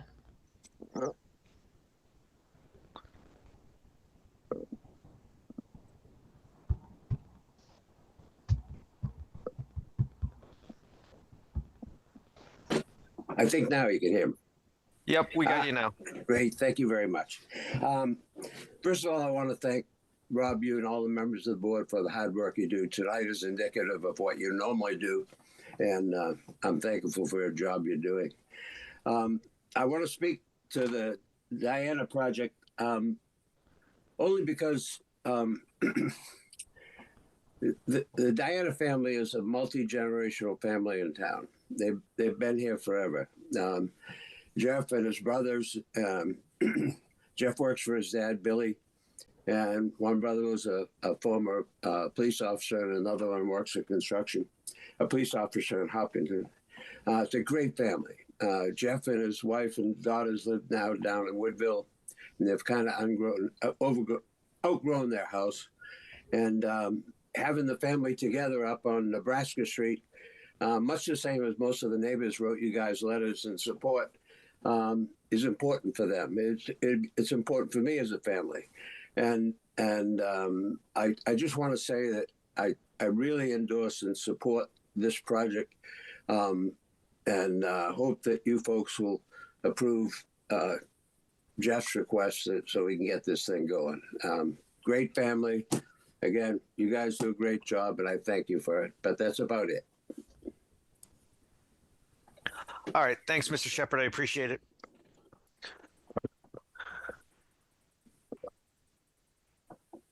Does anybody on the if there's no immediate questions about the waivers, excuse me, Joe, do you want to go through the requested waivers, and then we can if maybe that'll elicit any comments or questions? Certainly. The bulk of the waivers deal with the access drives to the existing and the future home. The one that's kind of outside that infrastructure is soil testing within the stormwater mitigation system. We did do 2 test holes. The system didn't prove out to be as large as we originally anticipated. So we have 1 test hole in the infiltration area proper, 2 in on the site. So we're a little deficient from the requirements of the definitive plan process, but we feel that the single test hole does convey the information with regard to the conditions for the stormwater unit. The rest are related to construction of the road and sidewalk. What we're trying to do there is to maintain what they have at the location, not only for the benefit of the Dianas, but for those neighbors, Stratton, Kessler, that view that location. The idea that to meet the subdivision regulations, we would install granite curbing, we would put asphalt berm in other locations, that we would go for the full width of the cul-de-sac pavement, that we would have a sidewalk down at that location on what is a very quiet street. Seemed inappropriate for this one location. Good in theory for all other spots. It makes an awful lot of sense. Here it seemed like it maybe dial it back to what they have there now, which are well-maintained gravel driveways, hard-packed gravel driveways that provide access for the vehicles at Bill's home at number 6. Currently, no issues show up with puddling or the integrity of the surface, I guess is a way to put it. So it seemed like the waivers were appropriate in this location, and that's the reason that we asked for those with the filing.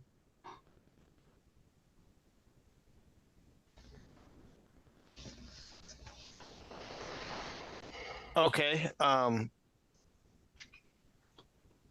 Anyone on the board have any comments?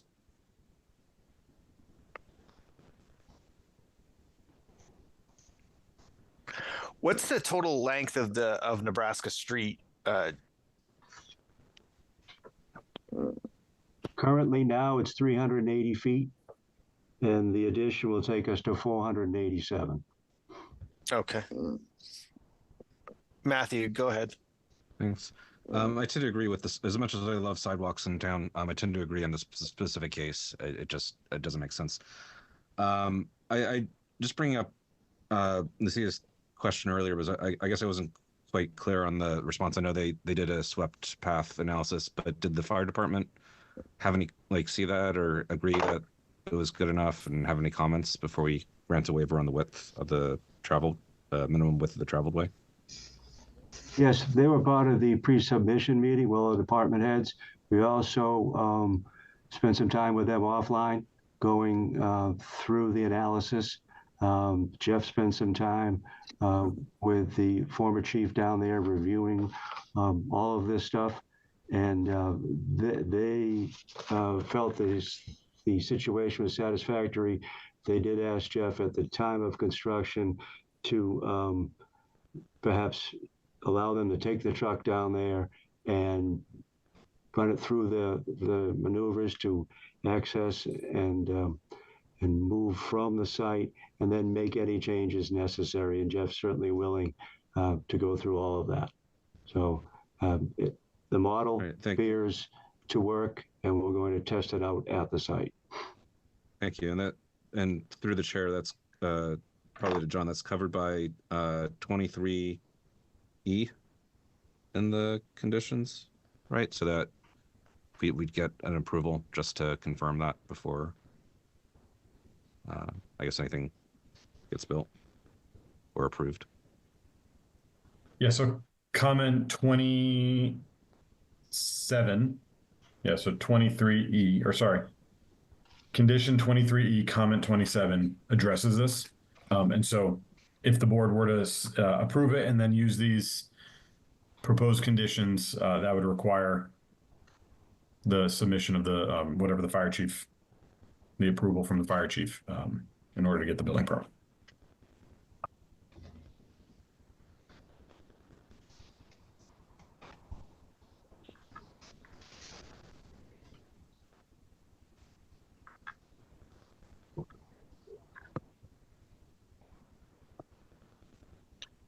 All right. I don't see anyone's hand raised for questions about the waivers. What do you think is the best course of procedurally, John? What do you think is the best course of action? Just to vote on the waivers at this time? I would say you can do, if the board is okay with it, do the waivers all at once. Or if any members of the board want to discuss any of the specific waivers in more detail, pull those out and then do the rest of them as one motion, and then the other one as a separate motion, and then the findings as a motion, and then the approval as a motion. So 3 separate motions as part of this, if that is how the board looks to proceed.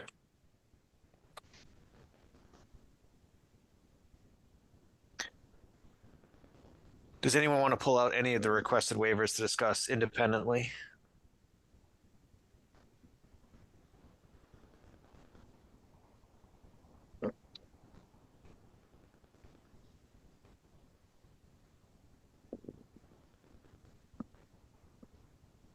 All right, hearing none, I'd like to entertain a motion to approve the requested waivers in section 4.8 of our agenda, which are section 5.4.1.v,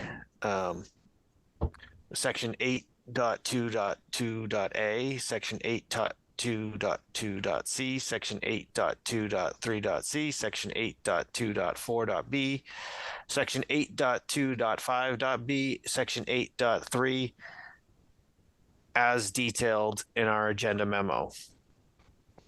So moved. So moved. Second. Any discussion? All right, roll call vote. Elise Smialowski, Yes. Lucia Lopez, Yes. Matthew Ronca, Yes. Michael King, Yes. Jane Moran, Yes. Karen Wills, Yes. Vikasath Pratzi, Yes. and Rob Benson is a yes.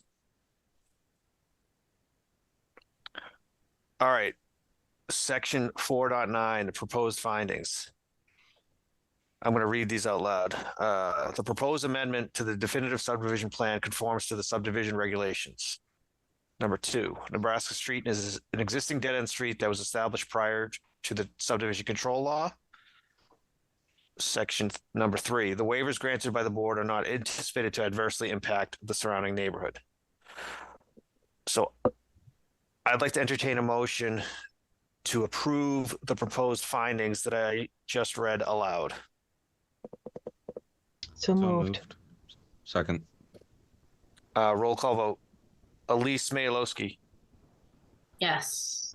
Lucia Lopez, Yes. Matthew Ronca, Yes. Michael King, Yes. Jane Moran, Yes. Karen Wills, Yes. Vikasath Pratzi, Yes. and Rob Benson is a yes.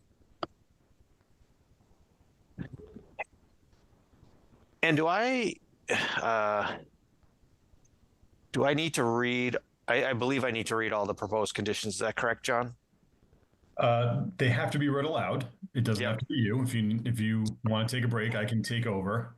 But yes, they do need to be read aloud. All right, let me read. If I need a water break or breather, I'll sub you in. But let me start on these. All right, section 4.10 for anybody following along at home or on the call. Proposed conditions. After finding that it was in the After finding that it was in the public interest and not inconsistent with the intent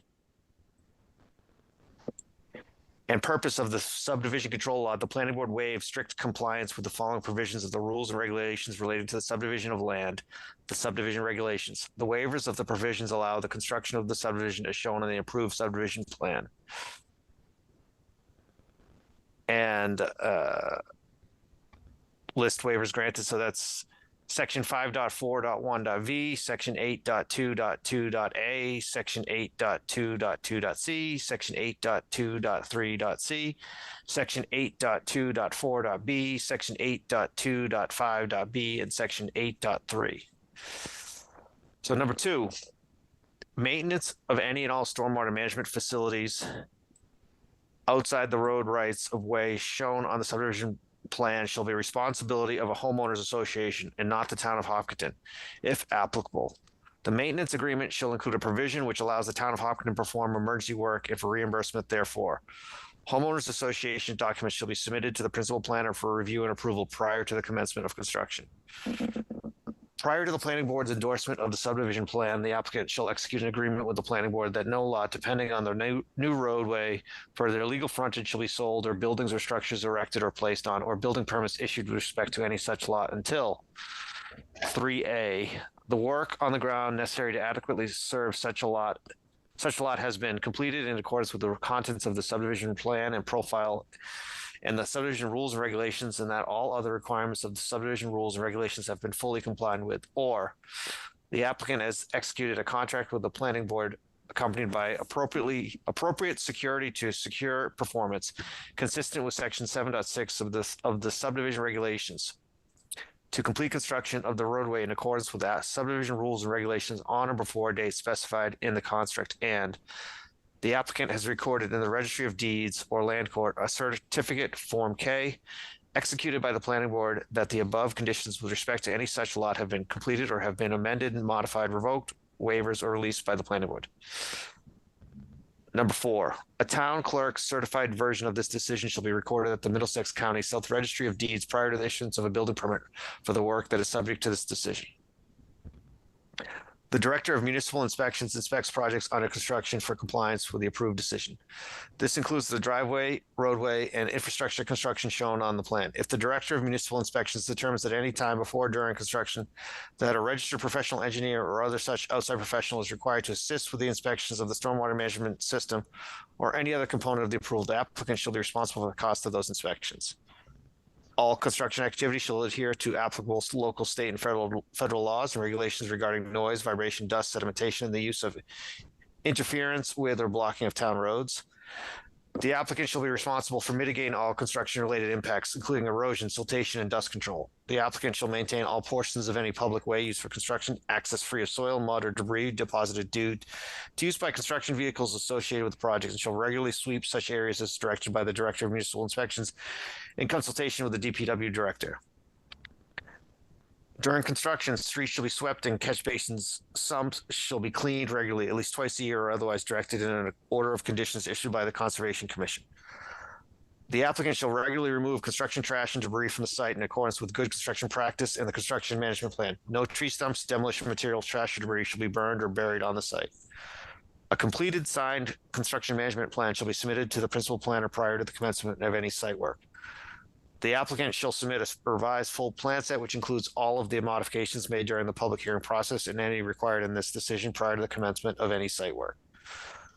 A completed signed long-term operation and maintenance plan shall be submitted to the principal planner prior to the commencement of construction. This can be combined with a construction management plan if preferred by the applicant. A long-term pollution prevention plan shall be included as part of the long-term operation and maintenance plan. If applicable, the completed and signed stormwater pollution prevention plan SWPPP, and a copy of the Notice of Intent and Construction General Permit EPA shall be provided to the planning board prior to the commencement of construction. A copy of the Mass DEP approval of the SWPPP shall also be provided prior to commencement of site work. Number 14, a signed illicit discharge statement shall be provided to the planning board prior to commencement of site work. Number 15, no earth products shall be delivered to the site which are not for use on the property. No earth shall be stripped or excavated and removed from the areas of the site unless for road, infrastructure, home, or lawful accessory use construction. No earth processing or operations shall occur on the site unless earth products are to be combined and or mixed for use on the property. All piles of stockpiled earth shall be stabilized with adequate dust and erosion controls. All piles of earth shall be removed from the subdivision upon completion of construction of the road and infrastructure. Any piles remaining after that time shall be sold in conjunction with an active permit for construction of sewage disposal system, building or lawful accessory use. Any violation of this provision may result in a stop work order or plan rescission. Erosion control measures to prevent siltation onto wetlands, neighboring properties, and roads during the construction shall be implemented. Erosion and sedimentation control measures shall be implemented during the construction period in accordance with the approved plan and the construction management plan. If they are found to be inadequate, the applicant shall immediately correct any deficiencies. In the event that erosion and sedimentation problems arise during construction, the planning board may require that all work cease until measures necessary to ensure prevention are implemented. The principal planner shall receive a sign-off confirming that the site contractor and any major subcontractors that have received the construction management plan prior to the commencement of any site work. Construction may occur only between the hours of 7 a.m. and 7 p.m. Monday through Friday, and Saturdays between 8 a.m. and 4 p.m. pursuant to Chapter 141 of Town of Hopkinton General Bylaws. Number 19, no building permit shall be issued or any construction in the subdivision allowed until approval for such work has been obtained from the Conservation Commission for areas affected by the Wetlands Protection Act and the Hopkinton Wetlands Protection Bylaw, Chapter 206 of the bylaws of the Town of Hopkinton, if applicable. Number 20, each lot shall be assigned a street number by the Director of Municipal Inspections, and such number shall be noted on the final plan prior to endorsement. The applicant developer shall provide the principal planner with a project point of contact and contact information prior to the issuance of a building permit. This point of contact information should be kept current through correspondence to the principal planner until the final certificate of occupancy is issued or construction is otherwise considered complete. There shall be a maximum of 2 building lots in the subdivision. This condition shall be written on the subdivision plan prior to endorsement. No further subdivision of the lot shall be permitted without the submission and approval of a new definitive subdivision application. Number 23. The applicant developer shall address the outstanding comments as detailed in Ty and Bond's letter dated December 2nd, 2024. Diana Farms Subdivision 6, Nebraska Street, Peer Review 2, to the satisfaction of the principal planner and Ty and Bond prior to the issuance of a building permit for the proposed dwelling unit. The outstanding comments as of the writing of this include 23A, comment 3, the applicant shall add the required building setback boundaries graphically to the site plans to verify that the proposed features comply with requirements under the zoning bylaw. 23B, comment 14, while an NRCS soil map is provided, it does not include information regarding the hydrologic soil group classifications within the project area. The applicant should provide hydrologic soil group information within the NRCS report to verify the C and D soil group classifications reported to the HydroCAD model. Comment 16. Ty and Bond recommends the applicant include the estimated seasonal high groundwater elevation in the post-condition model. Comment 18. While the outlet pipe diameters have been revised to reflect the HydroCAD calculations, the pipes are modeled as 10 feet in length. The site plans appear to propose outlet pipes approximately 11 feet 7 inches and 14 feet 3 inches in length. The applicant should revise the HydroCAD model to reflect the length of the outlet pipes on the site plans. Comment 27. Ty and Bond is not in receipt of a response from the Hopkinton Fire Department. The approval from the fire chief should be submitted to the planning board. Comment 28. The applicant should provide a revised detail for the Caltech C-100HD infiltration system proposed as part of the stormwater management system design. The detail included on sheet 5 of 8 appears to be that for a Caltech recharger 330XL HD system. Comment 29. The HydroCAD results included for review report an increase in impervious area of 0.04 acres roof area and an increase in gravel surfaces of 0.04 acres For Section 4B of the Hopkins Stormwater Regulations, impervious surface is defined to include without limitation paved parking areas, sidewalks, rooftops, driveways, patios, and paved gravel and compacted dirt surface roads. The applicant should indicate on the site plans the nature of the proposed gravel surface and note its location. If the proposed gravel surface is proposed to be compacted, the applicant should revise the required recharge calculations to reflect a proposed impervious area of 0.08 acres. All right. We made it through reading all of the proposed conditions.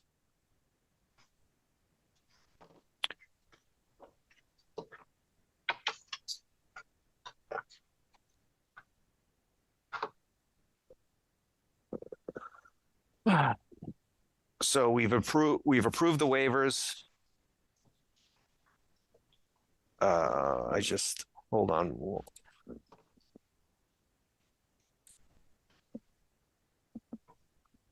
We approved the findings, so now we're gonna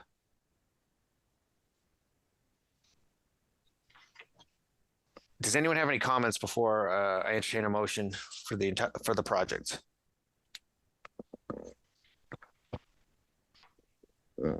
So I'd like to entertain a motion that the board approve this definitive subdivision plan with the following conditions that were previously read aloud by the chair. So moved. Thanks, Jane. Second. Thanks, Matthew. Any discussion? All right, roll call vote. Elise Mayalowski. Yes. Lucia Lopez. Yes. Matthew Ronca. Yes. Michael King. Yes. Jane Moran. Yes. Karen Wills. Yes. Vika South Prati. Yes. And Rob Benson is a yes. All right. At this time, I'd like to entertain a motion to close the public hearing for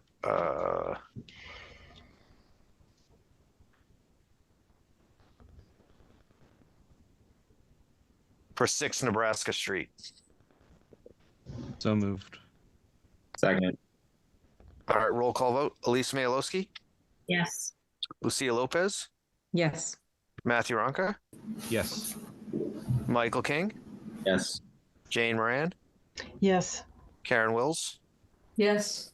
Vika South Prati. Yes. And Rob Benson is a yes. All Excuse right. me, Rob. Yeah, Jeff, go ahead. Oh, I just want to thank everyone for listening to us tonight and approving that. I really appreciate it. I just want to say thank you. Good luck. You're Jeff. welcome, Jeff. Best of luck. Thank you. Appreciate it. Thanks. All right. All right. We're moving on to our next agenda item.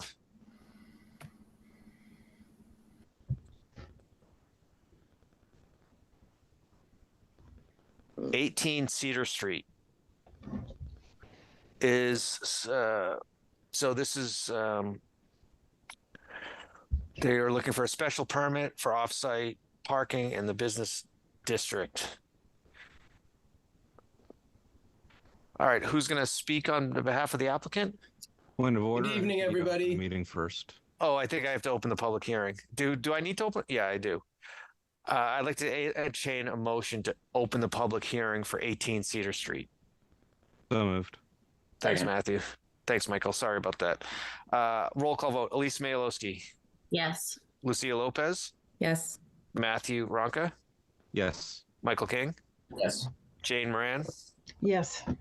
Karen Wills. Yes. Vika South Prati. Yes. And Rob Benson is yes. As I was kind of saying, who's going to speak on behalf of the applicant? Introduce the project. Good evening, everybody. I'll be presenting the project this evening. I appreciate everybody's time tonight. My name is Jack Nealon of Nealon & Click on 85 Main Street in Hopkinton. I am here tonight on behalf of the applicant, Janice Brown of Cambridge Homes, LLC, the owner of 18 Cedar Street. We are also joined tonight by the project's architect, Carl Oltenberg. Just by brief history, I know we haven't been in front of the planning. We've been in front of Board of Appeals a few times. From 1900 to 2018, 18 Cedar Street has strictly been a single family residence. Obviously, since 1900, when the property was established, it has been zoned on the very edge of the downtown business district. Ms. Brown purchased the property in an unlivable condition and was left no option but to redevelop the project due to structural issues. After working with members of the town and various departments, on September 25th of this year, Ms. Brown was granted a special permit by the Board of Appeals to construct a structure containing 4 one-bedroom units. And just to be clear, at the beginning of this hearing, off-street parking has always existed on this property under its residential use. So pursuant to Hopkinton zoning bylaw, chapter 210, section 124 regarding off-street parking, the bylaw requires that a multi-family dwelling provides at least 1 space per bedroom. The project, as designed and approved by the Board of Appeals, provides 4 tandem spots, so 2 spots per unit, as well as 3 guest parkings, totaling 11 spaces. I'll allow Carl to review the plan in greater detail with everybody. But as the chair mentioned, we're here tonight because we need relief, as there's going to be parking on the subject property, which is located in the downtown business district. Chapter 210, section 20.4a, subsection 1, which lays out 2 factors the board must consider in its decision in granting such relief as it relates to the off-street parking. 1 is that the parking will not be detrimental to the surrounding neighborhood. 2 is the proposed location design of parking will enhance the downtown streetscape. Taking those 2 factors in order, regarding the parking not being detrimental to the surrounding neighborhood, this project was designed in very close communication with the fire department regarding the residents' safety. It's to no surprise that Route 85 is a main road. So it was important that the project was designed to the extent that the town's largest apparatus was able to fully pull into the driveway and off of Cedar Street to not cause any type of traffic jam in the event of emergency services needed at 18 Cedar Street. And to further that and make sure no one's staged in the space where the emergency vehicles would pull, prohibitive painted lines will be marked to prevent any vehicles parking in that designated area. As it relates to the location and design of the parking area, enhancing the downtown streetscape, a major component of Ms. Brown's project does involve a robust planting and screening plan along A Street and then completely surrounding the parking area. By relocating the structure further back on the lot, more room was allowed to position the parking area to be able to receive 11 spaces. And low lighting will illuminate the designated parking area to allow residents and guests to navigate the driveway, early mornings and evening hours. So, for the reasons stated herein, the applicant requests the planning board members vote to grant a special permit to allow off-street parking at 18 Cedar. And at this point, I'll turn it over to Carl Altenberg to review the plan, and afterwards we'll both be happy to answer any questions any members of the board or the public may have regarding the parking. Excuse me, thanks very much. May I share my screen to show a site plan? Yeah, I think John owns the Zoom meeting, so he can give you permission. Yeah, you should be all set, Carl.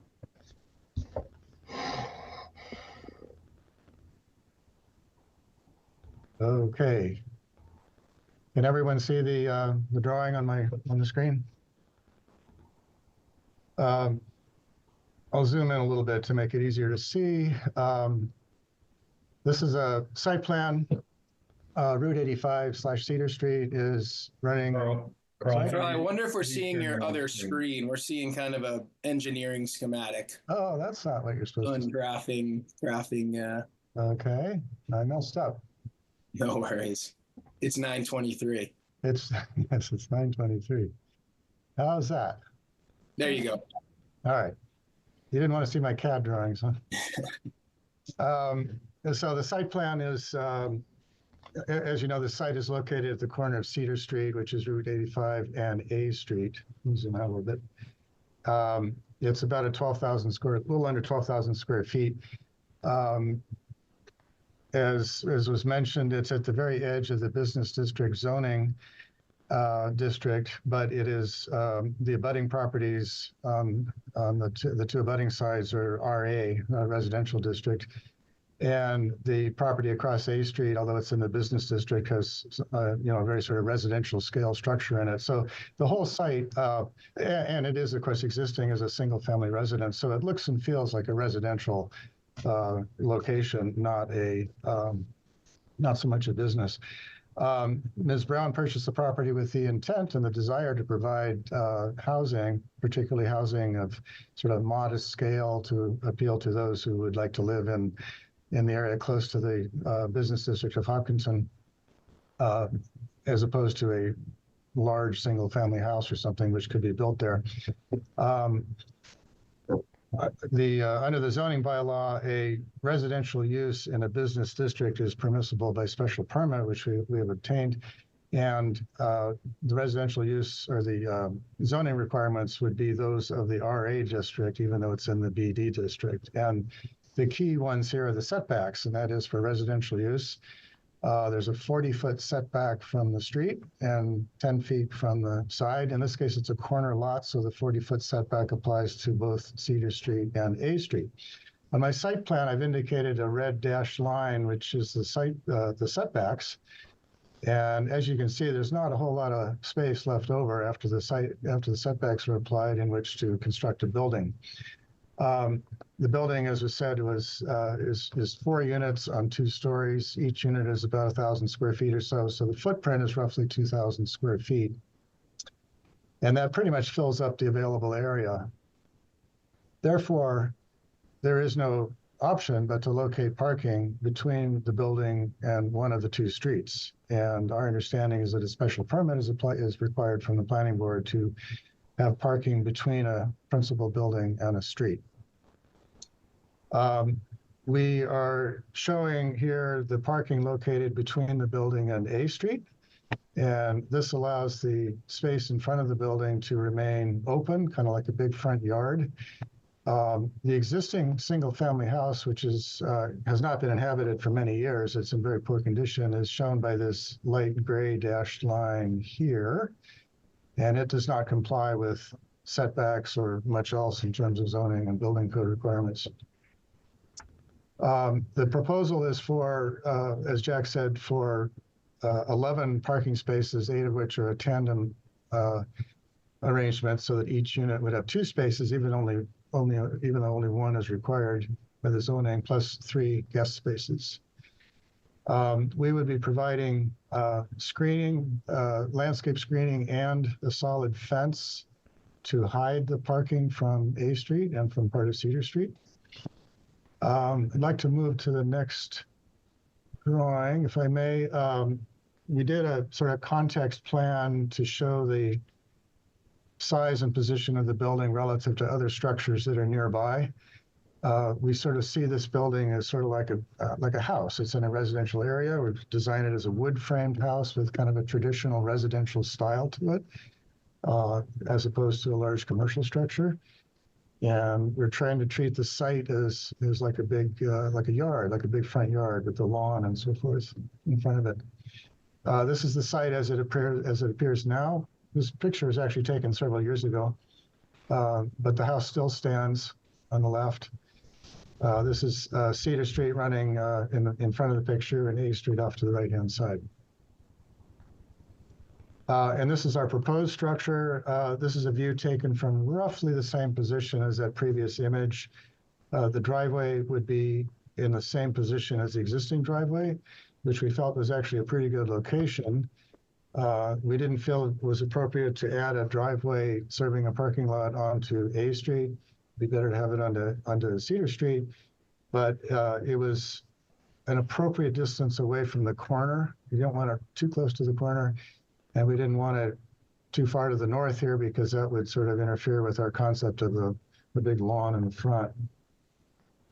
We have a landscape plan, which I believe has been submitted and is probably very difficult to read on the screen here, but this was commissioned by a local landscape designer, and we're emphasizing screening plantings between the property and the adjacent house, which is kind of where my cursor is floating around, and between the parking and the street, as well as a fence. To the north, again, the big lawn area, but again, there's some screening plantings between the property and adjacent properties. As Jack mentioned, a major part of the design criteria was providing sufficient space for the current largest fire apparatus to be fully off of Cedar Street and onto the parking lot in the event that might be necessary. We worked with the fire department. They've reviewed and approved our diagram here with the swept path analysis for the fire apparatus. The driveway is large enough to accommodate it, but we would be providing striping to prevent parking from occurring there, so as not to impede access by the fire trucks.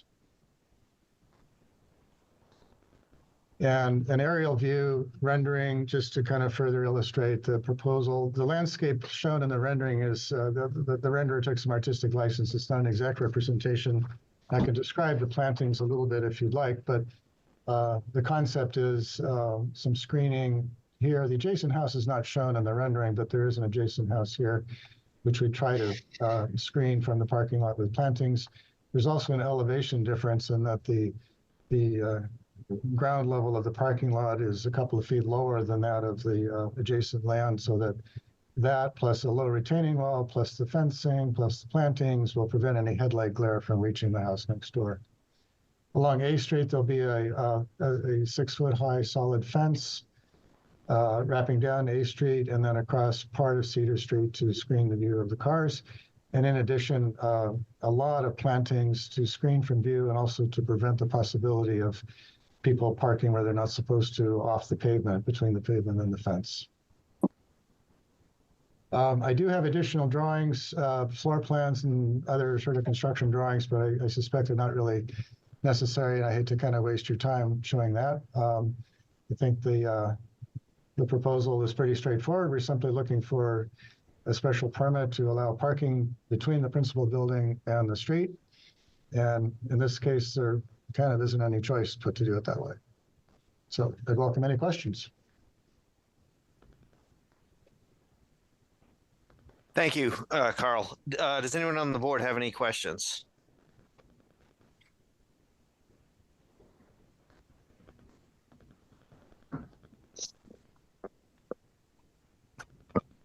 So we typically, for a project like this, like to schedule a site walk, and we'd like to do the same here. We have a site walk scheduled for 8 Cedar Street on December 14th at 9 a.m. I'd like to, my proposal would be to also, after that site walk, come here and look at 18 Cedar Street. If you're amenable to that on the 14th at about 9:30. I certainly am. That works well. How does that work for the board? Makes sense. Yep, that sounds good.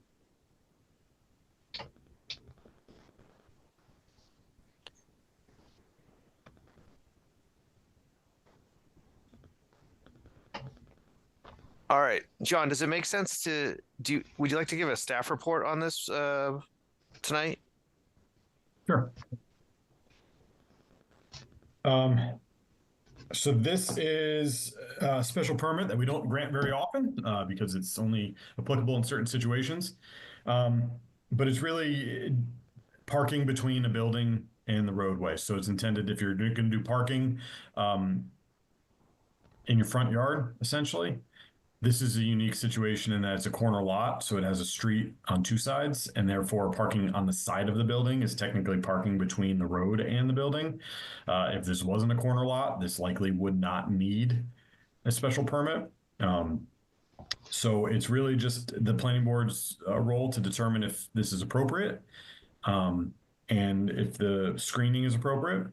And that's pretty much it. We didn't ask for a peer review because it's really not a technical review. And you can see the applicant has requested a waiver from the peer review deposit because this is really kind of a planning board decision, whether it's appropriate or not. And that's where we stand. All right. Anyone else on the board have any questions? Or I think that's what I'd like to have the sidewalk and continue this to our next meeting. I would like to say something, just to be totally. Go ahead, Elise. I think I'm technically an abutter because I lived very close to this property. I do believe that I can stay impartial. I'm not against it in any way, shape, or form. But I just wanted to put that out there if any other members of the board care if I join in on this vote or not. I don't know what to do with that information, to be honest. Do you, John, do you have any opinion on that? You're muted. I wasn't even talking yet, Jane. Yeah, I think a butter, they can participate as long as they disclose it. Sometimes, most of the time, not that Elise has to do this, but they'll recuse themselves just to avoid that kind of association or perceived association. But if Elise is comfortable with being impartial and feels like she can do that role and no one else objects to it, I don't see why it's an issue.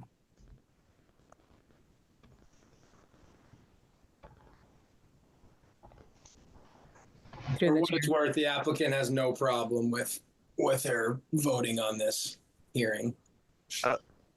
All right. Rob, let's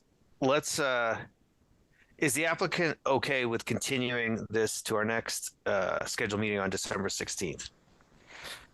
We'll have the site walk on December 14th, pick the discussion up after the site walk. No problem. No problem for the applicant. through the chair. Go ahead, Lucia. So similarly, I also wanted to disclose I serve on the Affordable Housing Trust Fund board with Jack. But I feel like I won't go any easier on him than I would on anyone else.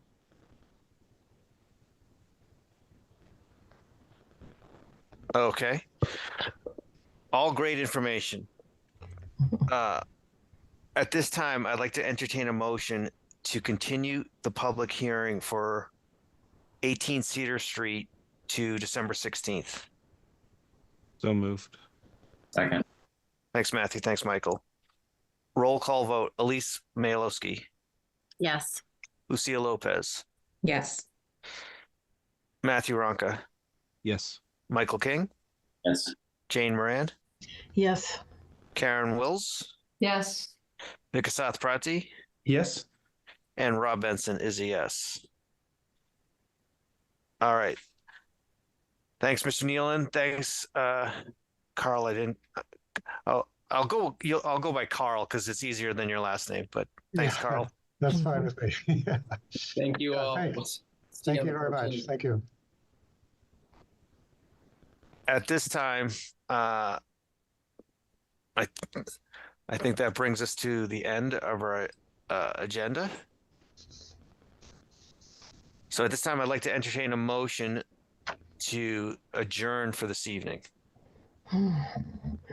So moved. Second. Thanks, Matthew. Thanks, Michael. Roll call vote. Elise Mayalowski. Yes. Lucia Lopez. Yes. Matthew Ronca. Yes. Michael King. Yes. Jane Moran. Yes. Karen Wills. Yes. Vikasath Prati. Yes. And Rob Benson is a yes. All right. Thanks, everybody. Thank you. Good meeting. All right, bye.